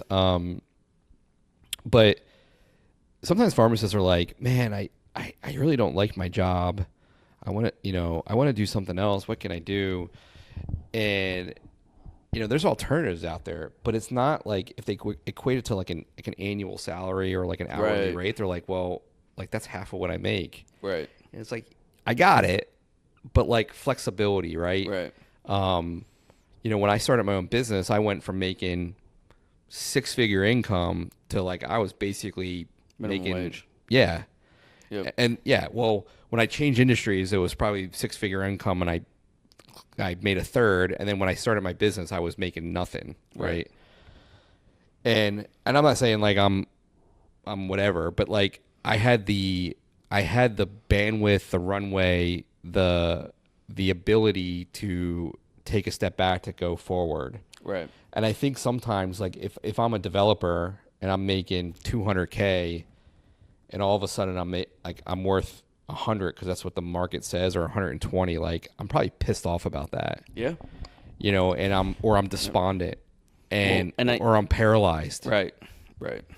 And I think that easier said than done, but I think the ability to be flexible is so important no matter what you're doing. And I think sometimes we're like, well, it kind of goes back to the loss aversion, and you're like, well, what do you mean it's not going to be like it's been? Right. That sucks. I just spent all this time building the skill set, all this money to build the skill set.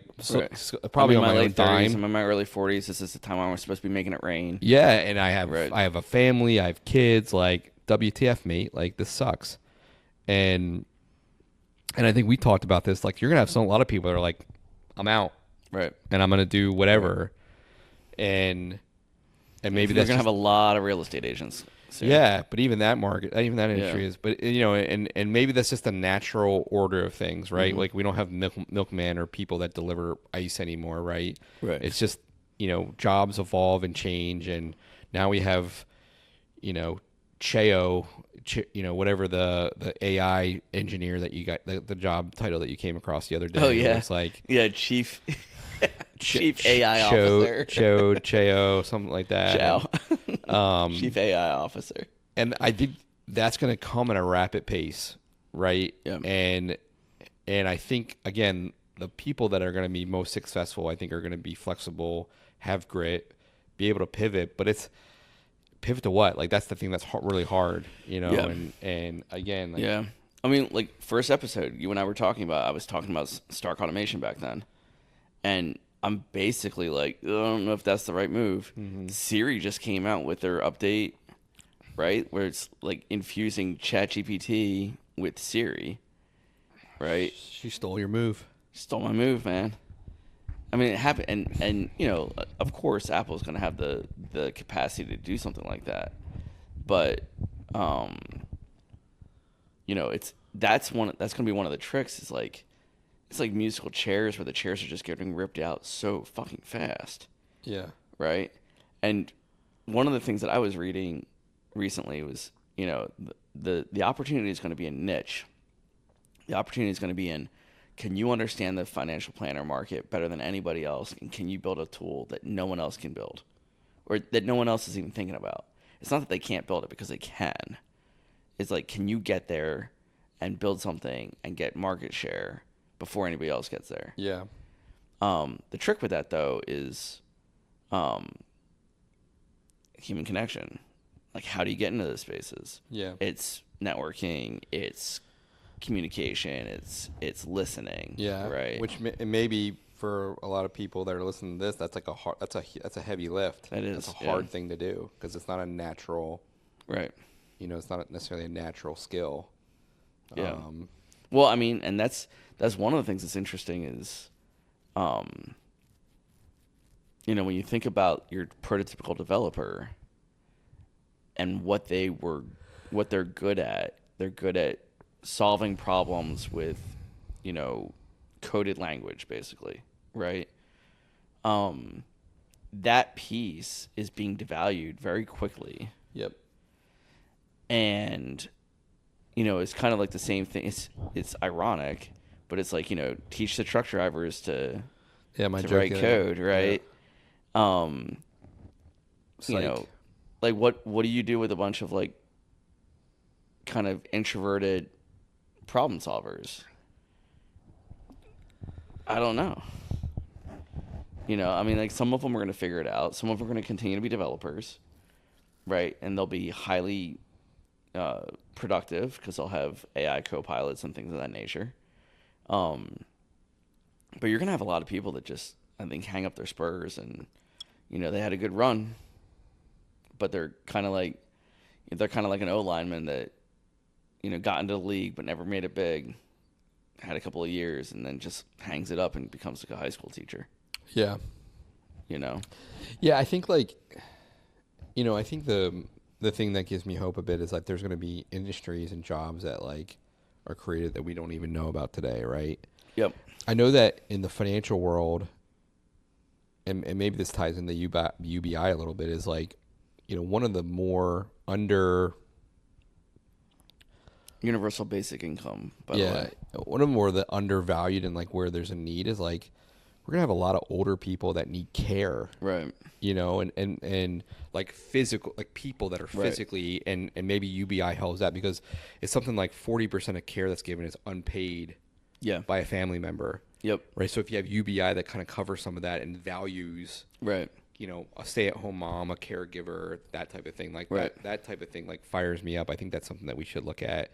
But just like being able to have people that are doing that work. Yep. Right. And I'm not saying that's what a coder is going to do, but I think that industry is probably ripe for some type of disruption. We've talked about this. Like, I think where your world's going to go is probably like the heavily regulated industries. Yeah. So you're going to have I think you're going to have a lot of brain share that's going to head towards solving problems that haven't been solved because they weren't easy to solve. Right. Yeah. And that's good. That's going to be super good. Like, so you're going to have a lot of advancement in medical. You're going to have a lot of maybe in aerospace, right? Like, it'd be really nice if we could solve some of these big problems, but they've been hard to solve because they've been regulated. And that's going to be a safe space to put brain put brains in. Yeah. Right.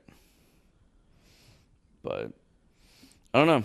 It's interesting times. It's really interesting times.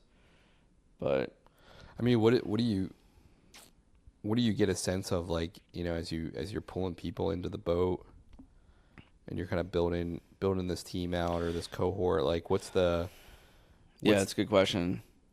What's the outlook? I don't know. I mean, I fluctuate like day by day, hour by hour. Like we pulled Rory in. I mean, part of it is, And Rory's she's the one that you shared the Eagle Rare with. Yeah. She's a big bourbon drinker. She was not a big bourbon drinker in the past, and she was actually a Mormon, and she left the church. And, LDS. Yeah, and I came out to Chicago. I'd come through Utah, and all my buddies from Capshare, most of them had left the church, and I was like hanging out with them at one of the Mexican places that we used to eat at. And they're like, yeah, someone just mentioned that they had left the church. And I was like, wait a minute, what? They're like, all of us have. And I was like, holy shit, can we go to a bar? And we went to this random bar in Salt Lake City. Amazing bourbon. Really? Like some of the best. It was a hole in the wall. It was an absolute fucking dive. And it had a bourbon collection better than yours. Yeah. It was amazing, right? Challenge accepted. Challenge accepted, yeah. I was like, how does this happen? They were like, no one drinks, like no one's buying, so we bought it all. I was Holy like, shit. okay. So anyway, I leave Utah. I start heading across the country. I'm driving, close to Chicago. I text Rory ahead of time. I think I texted her like earlier to let her know like roughly when I was going to be in town or passing through. And she's like, yeah, come on by. And she kind of drops a hint that she's no longer in the church either. And I had brought a bunch of bottles with me, right? I had a bottle of Eagle Rare. I had a bottle of the Old Forester, the little guy that we got. Yeah. Which I drank that with my buddy Ayushi. That was fun. Did you buy two, or just Yeah, the I one? got two. Yeah, so I have one on that I haven't cracked yet. But I had the Eagle Rare with me, and I didn't have a plan for it. I just knew I was bringing Eagle Rare. I bought a bottle that was like my West Point class bottle that I was going to crack and drink with Kirk, although Kirk didn't drink bourbon apparently, so that was a bust. Weak. Yeah, that was not the worst bottle ever though. It was like a 120 proof, so I was like, dope, we'll go for it. But yeah, so she indicated that her and her husband had left the church and they were drinking, and I get into their place late. It was like, midnight or something like that into Chicago, 11 o'clock or something. Her kid was already down. And we crack open the bottle of Eagle, and I think I brought the Eagle and I think maybe Weller too. And I left. They that's what it was. I brought a bottle of Eagle, a bottle of Weller, brought them both up. We did side by side, and they were like, "Oh, we like the Eagle Rare." And I was like, "Correct," and left the bottle with her.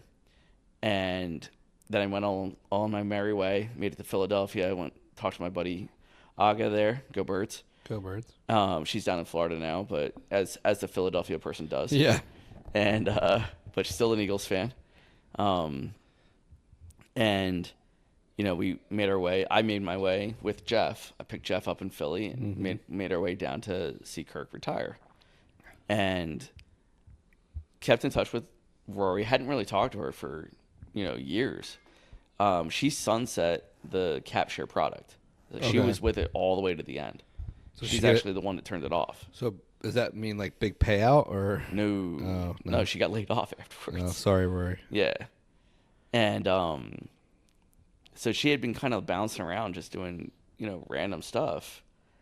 And we connected over the summer, and she's like, I want to do my own thing. I was like, dope. I love training people. I love mentoring. It's like one of my favorite things in the world. If I could do, if you were to say money's no issue, you can do whatever the fuck you want to do, it would be either between just mentoring people or cooking, right? Like I love to cook. Maybe you should be like the next Gordon Ramsay. Yeah, right. But she's like, I want to do my own thing, and I was like, dope. We formed this thing, we call it the Foundry, and we would meet together couple hours a day, and it was basically just me talking to her about entrepreneurship. Couple hours a day? Like 2 hours. Okay. Yeah, 2 hours. We would meet for like a 2 hour working session, and like the first half would be like school, and the second half would be like co-working. And part of it was like I do better in community. Like I don't do well all by myself. I do better when I'm like with somebody. So it was just exciting to me for me to be talking, like I'm building my own business, right? Ola and I were partners, but like Ola's not super interested in like the business part of it. He's interested in the fulfillment. Yeah. Right. And that's fine. Yeah. Right. Like, and I'm down for it. Like Ola's a super, super smart guy. He's got a ton of experience. And the last time I did this, I can do one or the other, but not both. I can't do business development and do fulfillment all the time. Yeah, you need a good yin for your yang. Exactly. So like, I wasn't down on the fact that like I didn't have a ton of business for Ola to do, but I really needed to like figure out my marketing, figure out my sales cycle, all that kind of stuff. So Rory's like, hey, can I do this alongside you? And I was like, dope. Yeah, that'd be great.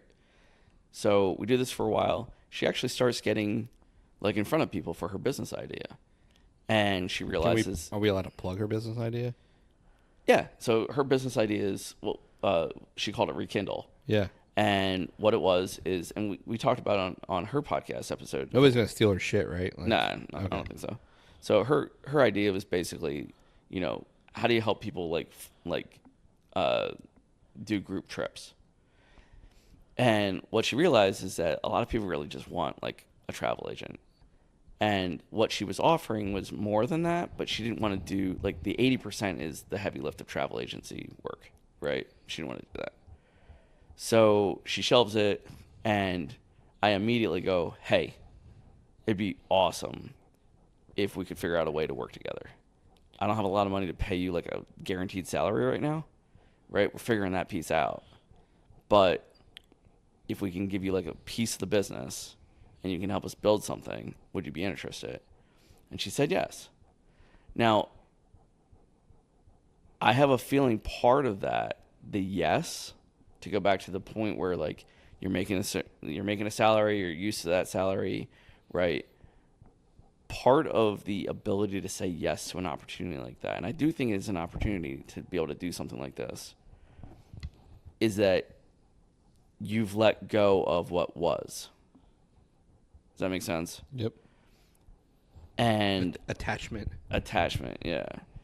And I think that, when you've been out in the market and the market's hard and you are starting to realize, right, like, holy shit, how many interviews am I going to do before I get a job offer? How many times am I going to get ghosted? How many times am I going to be like a perfectly set up candidate and I'm not even going to get the interview? Right? That you start to realize that the world is different. A meteor has struck the earth. How do I evolve? Right? That, I think, is going to actually be part of the difference for like people to get in the boat versus people to stay in the water. So Rory was like, yep, had that.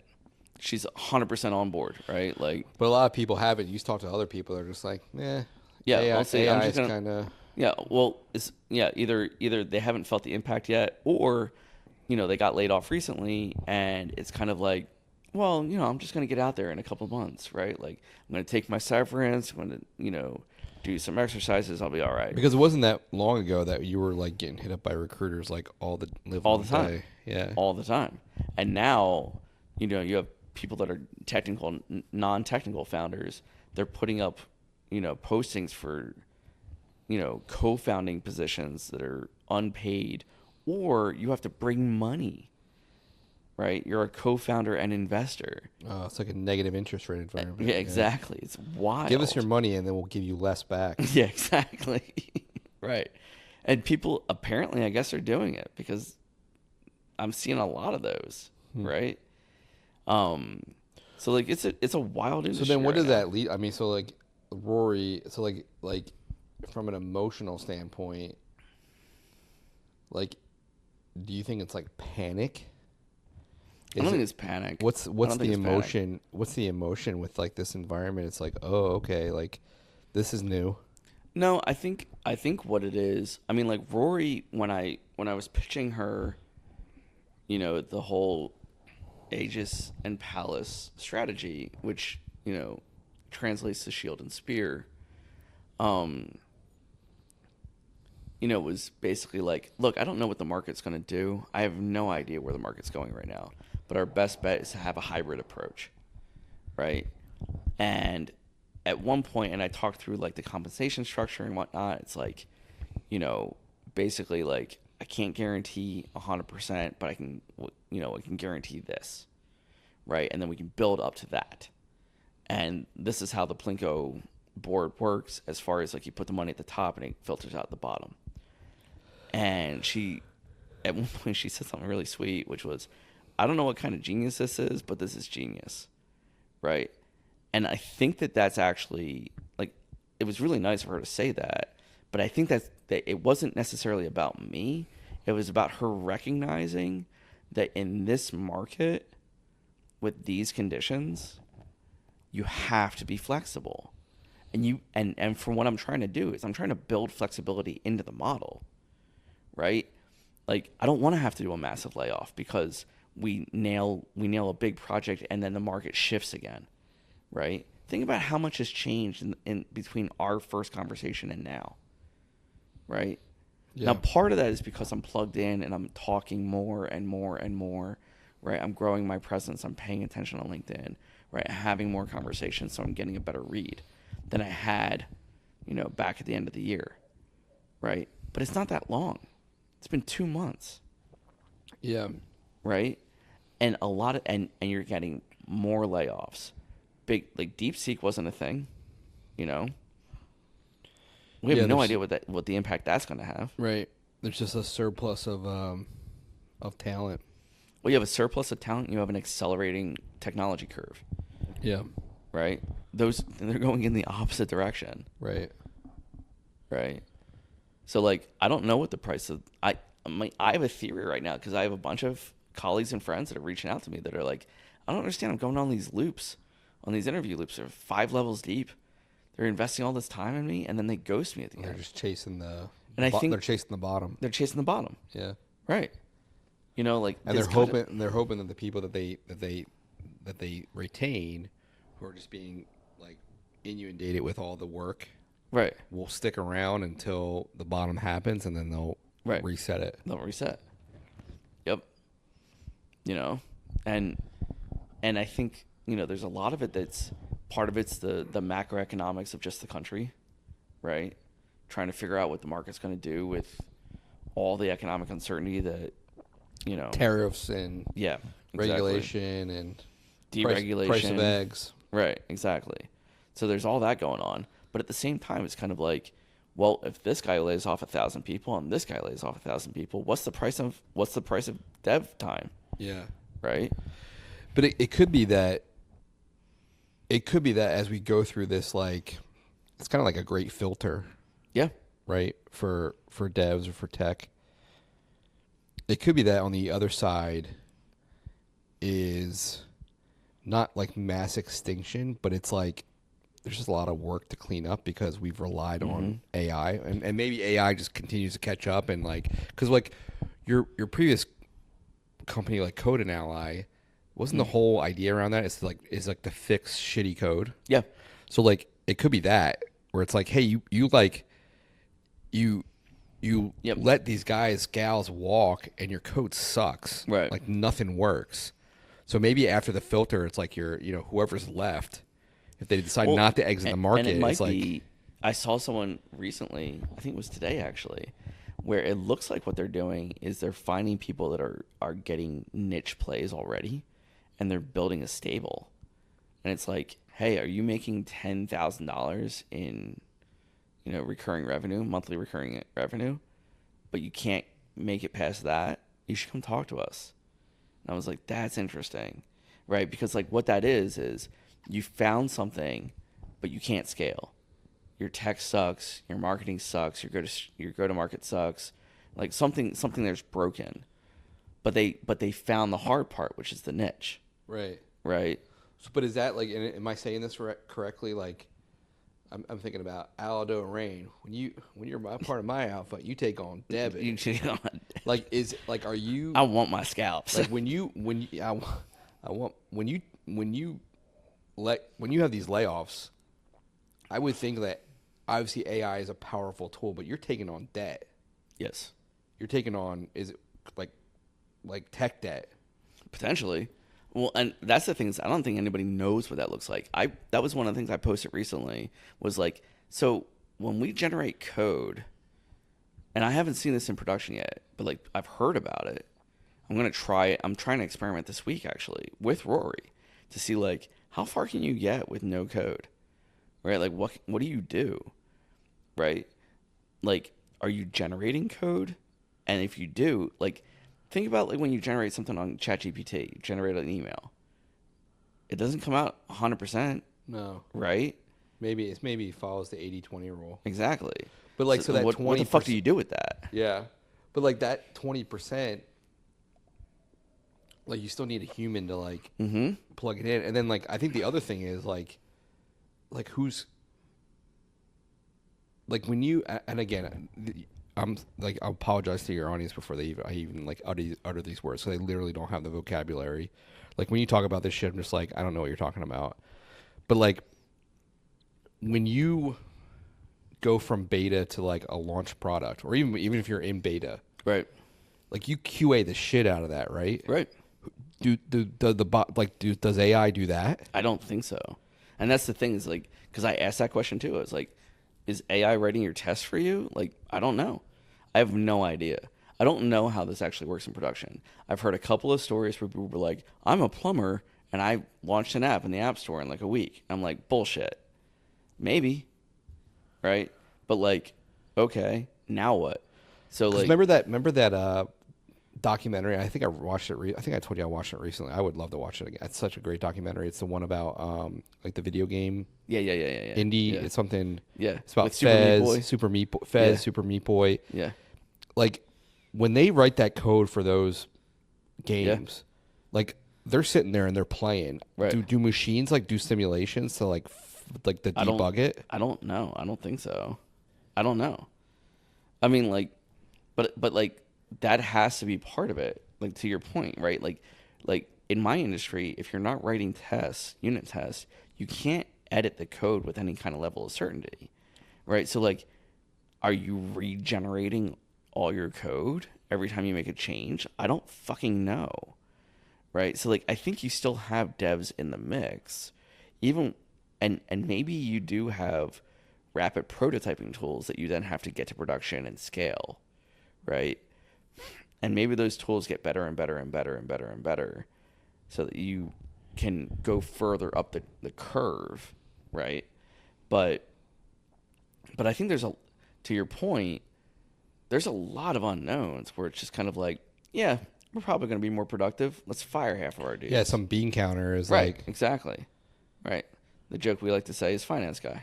Yeah. Right?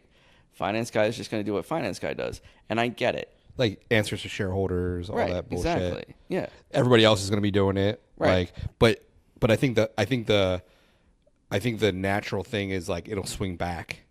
It's just how quickly will it swing back, and then will AI keep pace with it so the swing isn't as big. Yeah. Right. And I think that goes back to the boat analogy, right? So you have the Titanic. We've hit the fucking iceberg, right? That was ChatGPT, right? And it was really more recently because it wasn't when ChatGPT. It wasn't 3, but it was 4 and 4.0. Why? What was? It's just better, right? And then you had Is that what they're on now? Is 4.0? Yeah. Okay. And then you had Copilot, right? What's so it was that? It was built right into it's GitHub's offering that's built right in your editor. Okay. Which I don't find to be as good as just using. And the editor, that's like where you actually like the actual code? where you write the code. Okay. Yeah. But you know, like I was working on a Go project this summer. I don't write Go. Could write Go. Well, that's what you were saying, like where you were talking to people. It's like, oh, what's our stack? Doesn't matter. Doesn't matter. I mean, it goes back to flexibility. Matters a little bit. Yeah. But like not that much, right? Like it's like, do you speak Spanish? I do now. Right? Is it really good? Not really. Good enough. Yeah. Right? So, you know, And the pieces that you need to know in a stack, convention, something like that, you pick that up so fucking fast, right? The translation of the code, that was the hard part. That's the easy part now. That's wild. Yeah. Right? So, but to use the analogy where we hit the iceberg and a bunch of people got thrown overboard fast, right? Where they jumped. Like, I like, did. oh man, it's cold in this water. Right. So like I jumped. I didn't realize that I jumped in the water. You actually jumped before you hit the iceberg. Right. Yeah. Right. I just happened to, I was like, I want to go somewhere else. I didn't have a plan. I had summer vacation plans. Right? I was going to get back into the workforce in September. Do you regret that? No. No, to go back to the whole burnout thing. I took my last month. I took from bed. I was so burned out. I was so depressed. Right? I talked to some of my friends and I'm like, I see my, like I'll talk to Carrie about it. Where I'm like, this is where I would have been. Right? Like it's just fucking miserable. And it would have been even worse because you're looking at the market now. You're like, holy shit, that looks really cold. That water looks terrifying. Yeah. Like, I was in the water. I'm like, oh shit, this is cold.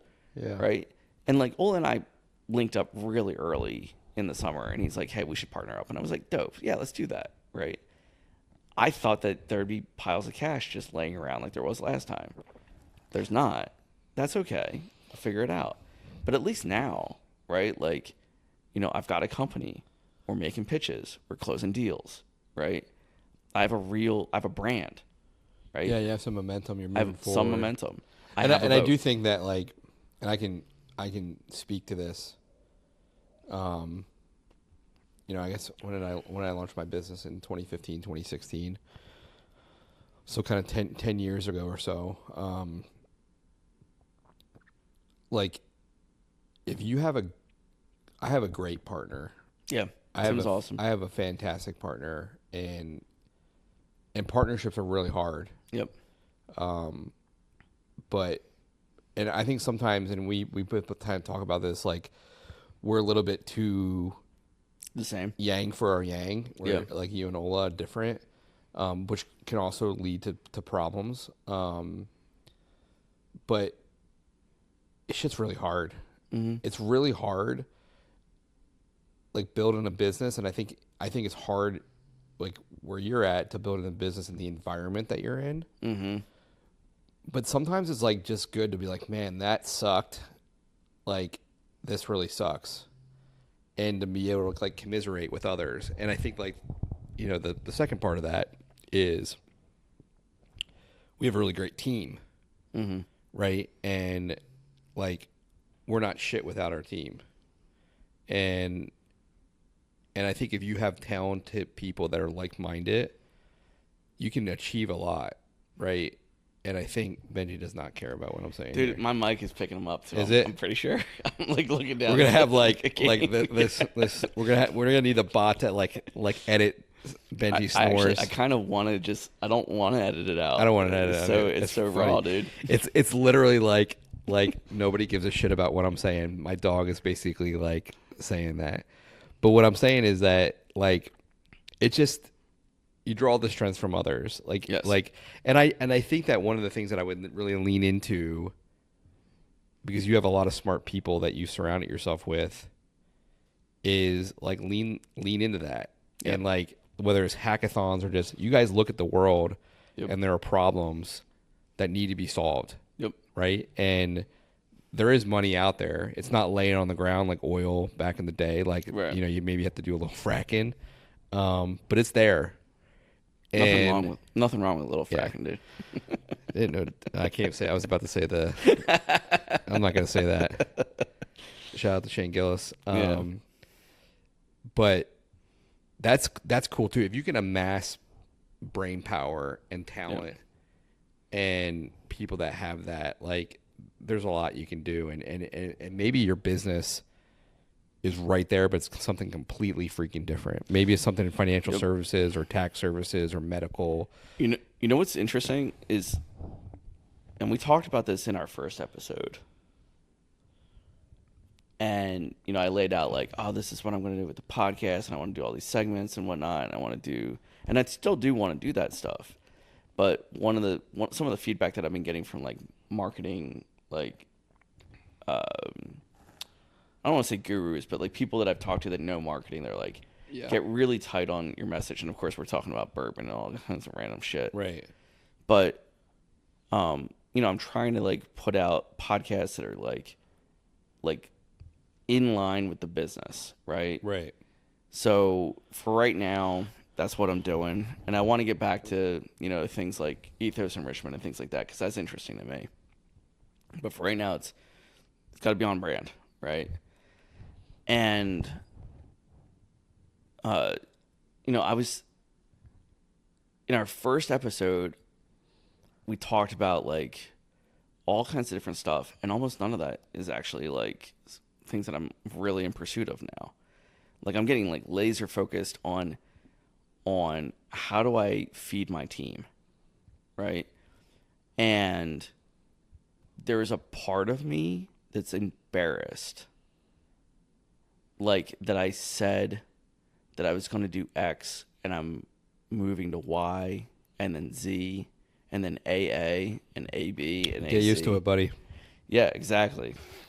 And like I'm okay with it. Yeah. But like I look back and I'm like, oh my God, that was 8 weeks ago, and I'm already moving past. And it's not shiny object syndrome. It's like the market moved, right? Yeah.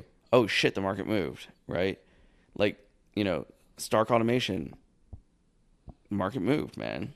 Yeah, I still think that's a really good idea. But I don't know like if Siri integrated, you know, if Siri did what I think Siri just did, that product basically got nuked in an update. The mics were on when you were talking about it. Yeah. And, Yeah. They stole your idea. Yeah. Which is basically like Amazon's play is invite all these shops on there and then just analyze take their the best shops and then just eat their lunch. Yeah. But that's basically it, right? Like, so how do you get a team in the boat, build the culture, be flexible, and have grit?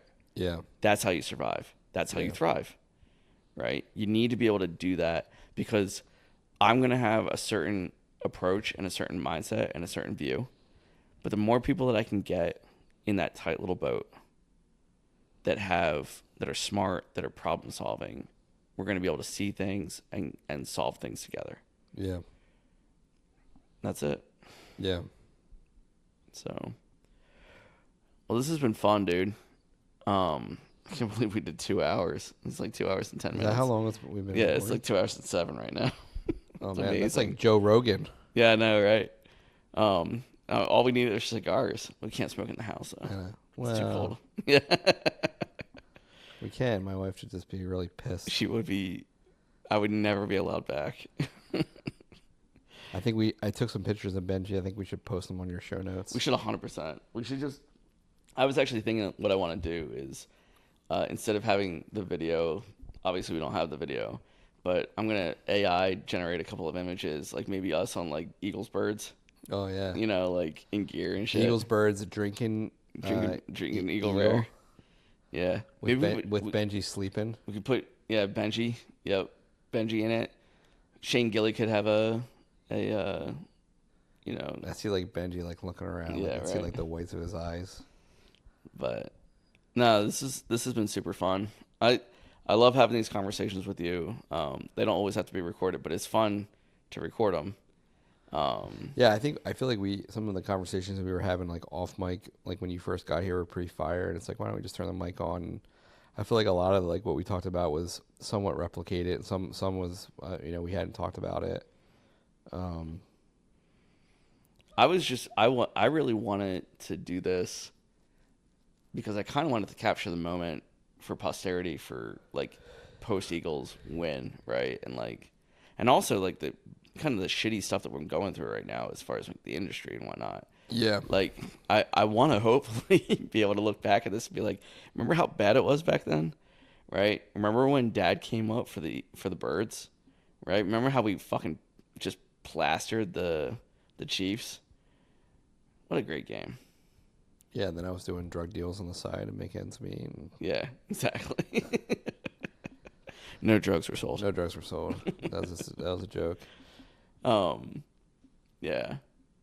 Yeah, I think yeah, it's good to kind of mark time, and I think in a world that's going to continue to accelerate with the changes, I think it's good to chat about these things. And again, you might fast forward 6 weeks and we look back at this conversation and we're like Obsolete. like different. And I think again that increases the challenge of like, okay, where are we actually going here? But I don't know. I've always been a glass half full. Like I think what we can do as humans, not robots, is really powerful. And I think with some of these changes, you have that violent, Yeah. potentially Upheaval. violent upheaval and change, which is probably necessary but painful. And I think we're probably in one of those. And I think you guys are the canary in the coal mine. Yeah.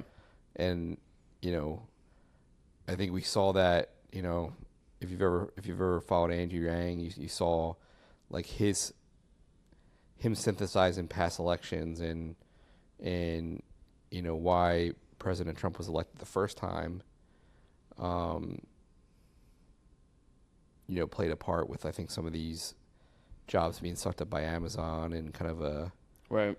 I A think vacuum. That's being created. vacuum. I think that's going to continue. Now we're seeing it in other places, right? And in a very real way. And Which will have a ripple effect. yeah, and an idiot like me, when I see ChatGPT, I'm like, holy shit, this is like really powerful, and it can do a lot, but it can't do everything. And I think it's a matter of like trying to find out again, where do we all fit? Not just developers, all of us. Where do we all fit in this world? And what can we do to provide value? Right. And again, I think the people that have grit, flexibility are going to be the ones that succeed. And again, I think the future. I still think the future is bright, but I think there's some dark clouds now. But I choose to believe that, we're headed in a positive direction, and maybe that's very naive, but we've had things like this in the past. I think it's just again going to continue to accelerate, and that we just have to figure out how to adapt. Right. And I do think, and I want to talk about this at some other future time. Like I said, I love having these conversations with you. I want to continue to do that if I can get time. Yeah, my podcast fee is schedule. actually not that expensive. Yeah, it's not. I'll send you the info. What was your last deal? Yeah.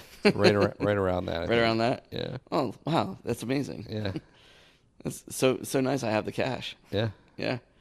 But maybe next time what we could do is talk a little bit more about, you touched on Andrew Yang and UBI, and I think, I really think I would love to see, I know you're not a fan of this administration. I'm not a huge fan of the administration necessarily either. But one thing you can say for sure is that they're doing things different. And it would be interesting to see them put, I don't know that they'll do it, but the right thing to do in my mind would be to put some kind of tax on some of these, like what Andrew Yang had proposed to fund UBI. Either just to do UBI straight up, or to do some kind of training program. Yeah. Right. So for example, because I left my job, I'm not eligible for, any kind of government services, right? Unemployment or anything like that. If I wasn't able to have the chops to go and do this thing on my own, which maybe I do, maybe I don't, time will tell, right? If you happen to step out into the water thinking you're going for a dip and now you're stuck, what happens to you? Yeah. Right? Yeah, and I think the thought experiment about, again, those that haven't heard of UBI or really explored it very deeply, I was a big skeptic until I came across him and read a couple books about it. Mm-hmm. And it's a bipartisan thing. I think Alaska's done it for a while. Yep. I think the Democrats have backed it in the past, or at least some Democrats. Partially, yeah. So there's evidence, and I think very smart people in tech have said, like, I think Mark Zuckerberg has come out and said it. Like, I think there's a lot of smart people that said, like, this is probably where we need to go. But I think, like, imagine a world where, like, and again, like, the cost of living is radically different in different parts of the country. But imagine, like, your basic needs are kind of met, like rent, food, your mortgage, those types of things. Like what does that give you in terms of like brain capacity and like not worry free, but at least and it goes back to that burnout question, right? Like if you're in a scarcity mentality, right, like those are your diseases of despair, right? Like that's when you start having problems with mental health and drug abuse and alcoholism, all those things. If you can kind of take the edge off of that, does that radically change the curve when it comes to the impact that this technology is having? Yeah. I think that there's a hard argument to be made that, it really matters. Yeah. Right? Like, this isn't about people being lazy. It's about people figuring out what to do. Right. And can you give them basically not unlimited, like, it's unlimited time, but it's like, it's not that UBI would be like, everyone's just rolling in it. No, right? it's not a panacea. It's not like, it's not a silver bullet, but it gives you enough, but it also values people that are not necessarily viewed by the economy as valuable, which is like stay-at-home moms, caregivers, things like that. And mentors, like, yeah. And I think, if we do that experiment and like, dream with me a little bit, like, what does that look like? Now, again, a lot of people are like, who's going to pay for that? And like, what kind of productivity will we get from that? I don't know. Yang's thought was like, hey, companies like Amazon have sucked up like all these mom and pop shops that you see on Main Street. They're gone. That's all robots. And it's almost like, you tax them. It's like a toll. And then kind of redistribute that as being a citizen for the richest country in the world. Right. Now, part of that is laughable because we haven't even figured out. And I feel this as this business owner that offers healthcare, is that it's a major drain on my business. Right. For me to have to do that. And again, we don't have to do that. We choose to do that because we want to pay a living wage that has those benefits. Right. Not all financial planners will do that. But like, that's a huge liability on our balance sheet. Right. Huge. And I think like we haven't figured that out yet. And then we're going to try to figure out this massive thing. But I almost think that both things are necessary. Yep. Because again, like you could potentially see a large part of our population that's just not tied to a traditional job. Right. Because they're either gone away or they're just obsolete, Right. I guess that's the same thing. But like, yeah, I don't know. Well, I mean, like some of these jobs are going to be temporarily displaced, and some of these jobs are basically going to be obliterated. They're gone. Yeah. Never to return. Yeah. Right? At least not in any fashion that the person would have recognized when they left.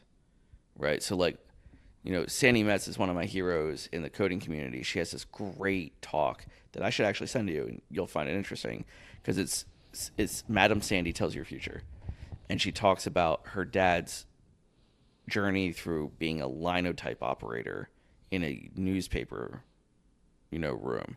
And linotype was basically how they would set newspapers kind of like mechanically, like prior to like electronic print.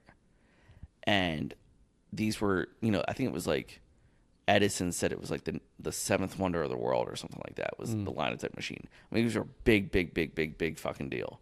So is this like just like the evolution of like the printing press? Basically. Okay. Yeah. So it was like the final version of the analog printing press. And then they went digital. And the linotype operator just evaporated. Dodo. Gone. Right. They were like, these machines were the most valuable thing. They had them running 24/7. Right. And then they were throwing them out of third-story windows to get rid of them for scrap in like no time, right? And that's the difference. I remember, like, I don't even know, it wasn't Word, but like before Word, you get on a computer, I'm like, man, I can type forever. Yeah. Yeah. Like, that to me was like, magic. Yeah. But like, some industries, that's exactly what's going to happen, is that the linotype operator does not exist. We don't have people that make like horsewhips, right? Right. There's, that doesn't exist as an industry. It's an artisan thing now. Yeah. Right. And I don't think anybody knows. I think if anybody tells you they know what industries are going to become linotyped, I think they're full of shit. Right. I saw a robot recently that apparently can cook. Right. I've seen that where, like, are you talking about like fast food or? No. Oh, like a chef? Like a home chef. Oh, really? Right. But if you think about like that and you apply that to just, any decent restaurant, not like a super, super, super fancy restaurant, right? Where like part of the show is actually seeing the human, but like just a nice restaurant, right? And you just have, the grill is just manned by a robot. Why not? Why the fuck not? Right? Well, I don't think we have any idea where this goes. And part of it is going to be, you're going to have entries into the market that people just go, ew, no. Like Google Glass, right? When that came out, people were like, no, we're not doing that. And then we're totally okay with, VR, right? I don't know why.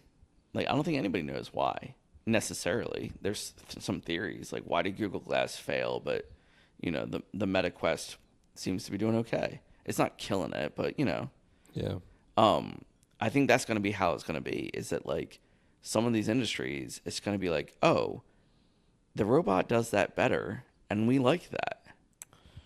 Do you think that like, and there's a million different ways to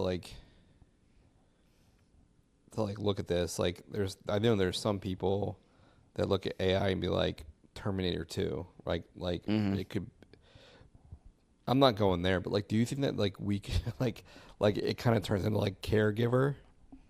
Maybe. Have you ever seen Wall-E? Mm-hmm. Yeah. Like, is it that? It might be. Yeah, it might be. I mean, like that's kind of like the extreme other end, right? Where you don't have to do anything, right? Yeah, they're not killing us, but they're like, just we're like puppies. Yeah, exactly. Really doughy puppies. Yeah. Right. I don't know. I mean, like in the best possible world, we live in a world where the technology continues to be an aid, not a master, right? Where everybody gets to contribute, not just a couple, right? But I think the hard part is going to be the evolution of the tech. I don't think we've ever been in a world where the tech moves so fucking fast. Because it's not just going to be AI, but like robotics are going to come up fast. I think that's the scariest thing, is the pace. Right. Like in our lifetime, we've seen some just crazy things. Like I was amazed by like when I could type forever, and now like. And then remember like 1080p, and now you have 4K, and you were like, should I pay $10? Which I did for 4K. Yeah. Best $10 spent of the day. I've spent $10 on dumber shit. Yeah.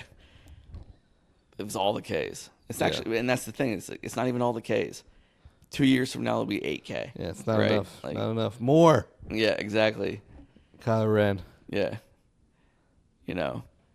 What do you mean I can't put on my VR goggles and be right there sideline? Yeah. This is bullshit. Right? But I don't know. I think the trick is that you just have to, like you said, stay flexible. Just stay in the game. And like, I don't know, like I said, I don't know if the game of SaaS application even, like if that's a thing anymore. Right? I kind of think it's not. I kind of think that like the future is going to be very, very different. It's going to be very small niche bots that kind of like knit things together. Right? Just like, I don't know anybody that develops for like BIOS or anything like that, like that writes like assembly code. I don't know anybody in my professional circles that do that. We rely on it. We build on top of that. And I think that's kind of be like this the application ecosystem is that you're building AI bots that live on top of SaaS applications and use SaaS products, Yeah. right? And that's okay, but like what you need to be able to do is stay flexible and get into a position where you can strike when there's an opportunity and, you know, make an impact and get a little bit of cheddar for doing so. Yeah. So, I don't know. I'm trying to figure it out.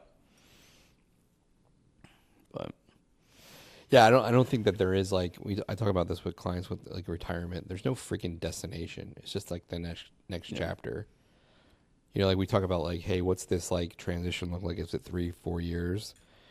well, and I think that that's one of those things that is a fallacy, right? Where people are like, well, I know exactly I'm going to retire at 65. I'm like, you know you're going to retire at 65, right? You know you're going to make it to 65? Yeah, or like when you get there, it's like, I've arrived. You're like, nope. No. It's just the next chapter in the book. Like it's not. Yeah, I think the problem, like to kind of lay this back into like for a lot of retirees, so much of their identity is caught up in the role. Like, oh, I was a pharmacist, I was a developer. Yeah. And then like when that goes away, it's like What happens? Ben Stiller in Tropic Thunder. Like, who Yeah. am I? Yeah. Yeah. Yeah. And if so much of your identity is tied up in like the job that you do, that's often cool during the course of your career.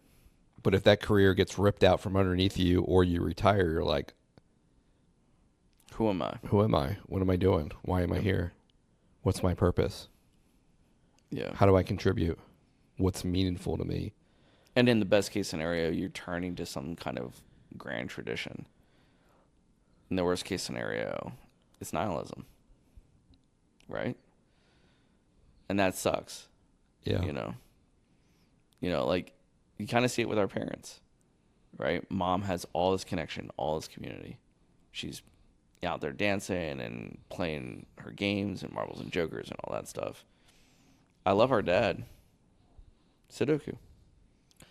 Yeah. I just think he's always been like that, though. Right, but that's kind of my point, though. Yeah. Is that like I think it's important, and I think he has always been like that. But like, at what point was he always like that? Or did he learn to be like that over time? Or was he raised that way? Like, that's not how some of his siblings are, No. right? And like, I guess my point is that like, we try to raise our kids with, oh, you got to be smart. Like, you don't have to be smart, but you have to learn and you have to adapt and all this other stuff. Maybe one of the things that we're missing is you got to be a good friend. You have to seek connection, right? Blood is thicker than water. Yeah. You know what I mean? Like, because there will be times when you are alone. That is the time that you should seek other people. Yeah. Yeah, and for all like maybe the faults that we say about Dad, the thing that I really appreciate about him is that he was always home. Yep. At the same time, he was there for dinner. I never once I could be a mass murderer and he would still kiss me and say, I love you. Yep. Like an unwavering devotion, love for his kids. And again, that was always kind of a given for us, but that's not for a lot of people. No, it's that's definitely like not. not. It's definitely not. Yeah. No, and you're right. And again, it's not to take anything away from him, but what I'm saying is that mom and dad are two different archetypes. Yeah. Two very maybe like, dad is the polar. future. Yeah. But they're polarly different archetypes, and I would say that mom is fulfilled. You know, her identity was not tied up in her job, and dad's wasn't either. But he didn't really develop an identity, right? He provided, he contributed to the house, and then he retired. Yeah, but in the 40 some years that I've been alive, like I never saw that. You know what I mean? It's not like he was this and then he devolved into something. You know what I mean? But to your point, like maybe that happened and we never saw it or we never witnessed it. But I never remember him. I think part of it was because he lost good friends, either by moving away or by sad circumstances. Yeah. Right. And then just never rebuilt them. To That's go fair. back to to go back to your point where it's like, you know, maybe the ladies have a little bit easier to form those connections, and maybe the lads, you know, have to get better at that.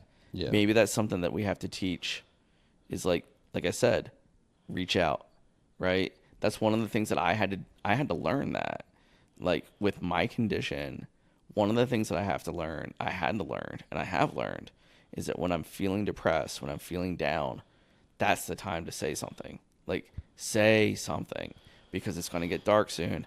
Hey guys, I'm not okay. Right? Yeah. So, I don't know. But what do you say? Wrap it up? Yeah. What's the time on it now? 2 hours and a half. Damn, son. I don't think I've talked about anything for 2.5 hours in my entire life. This was fun. And two glasses of brown down. Yeah, and if you have actually stayed and listened to this whole damn thing, like, Kudos. Yeah, kudos to you. That's pretty amazing. It's probably just me. I'm the only one that's listening to this Or shit. like, thanks, Mom. No, Mom didn't even listen to this. Mom doesn't even listen to this. No. Mom, I don't think you could pay Mom to listen to our podcast. No. But no, I appreciate it. It helps me think. It's always fun to hang out. Yeah, So let's do it again sometime. let's do it again. All right, man. I love you, dude. Love you, man. All right, bye.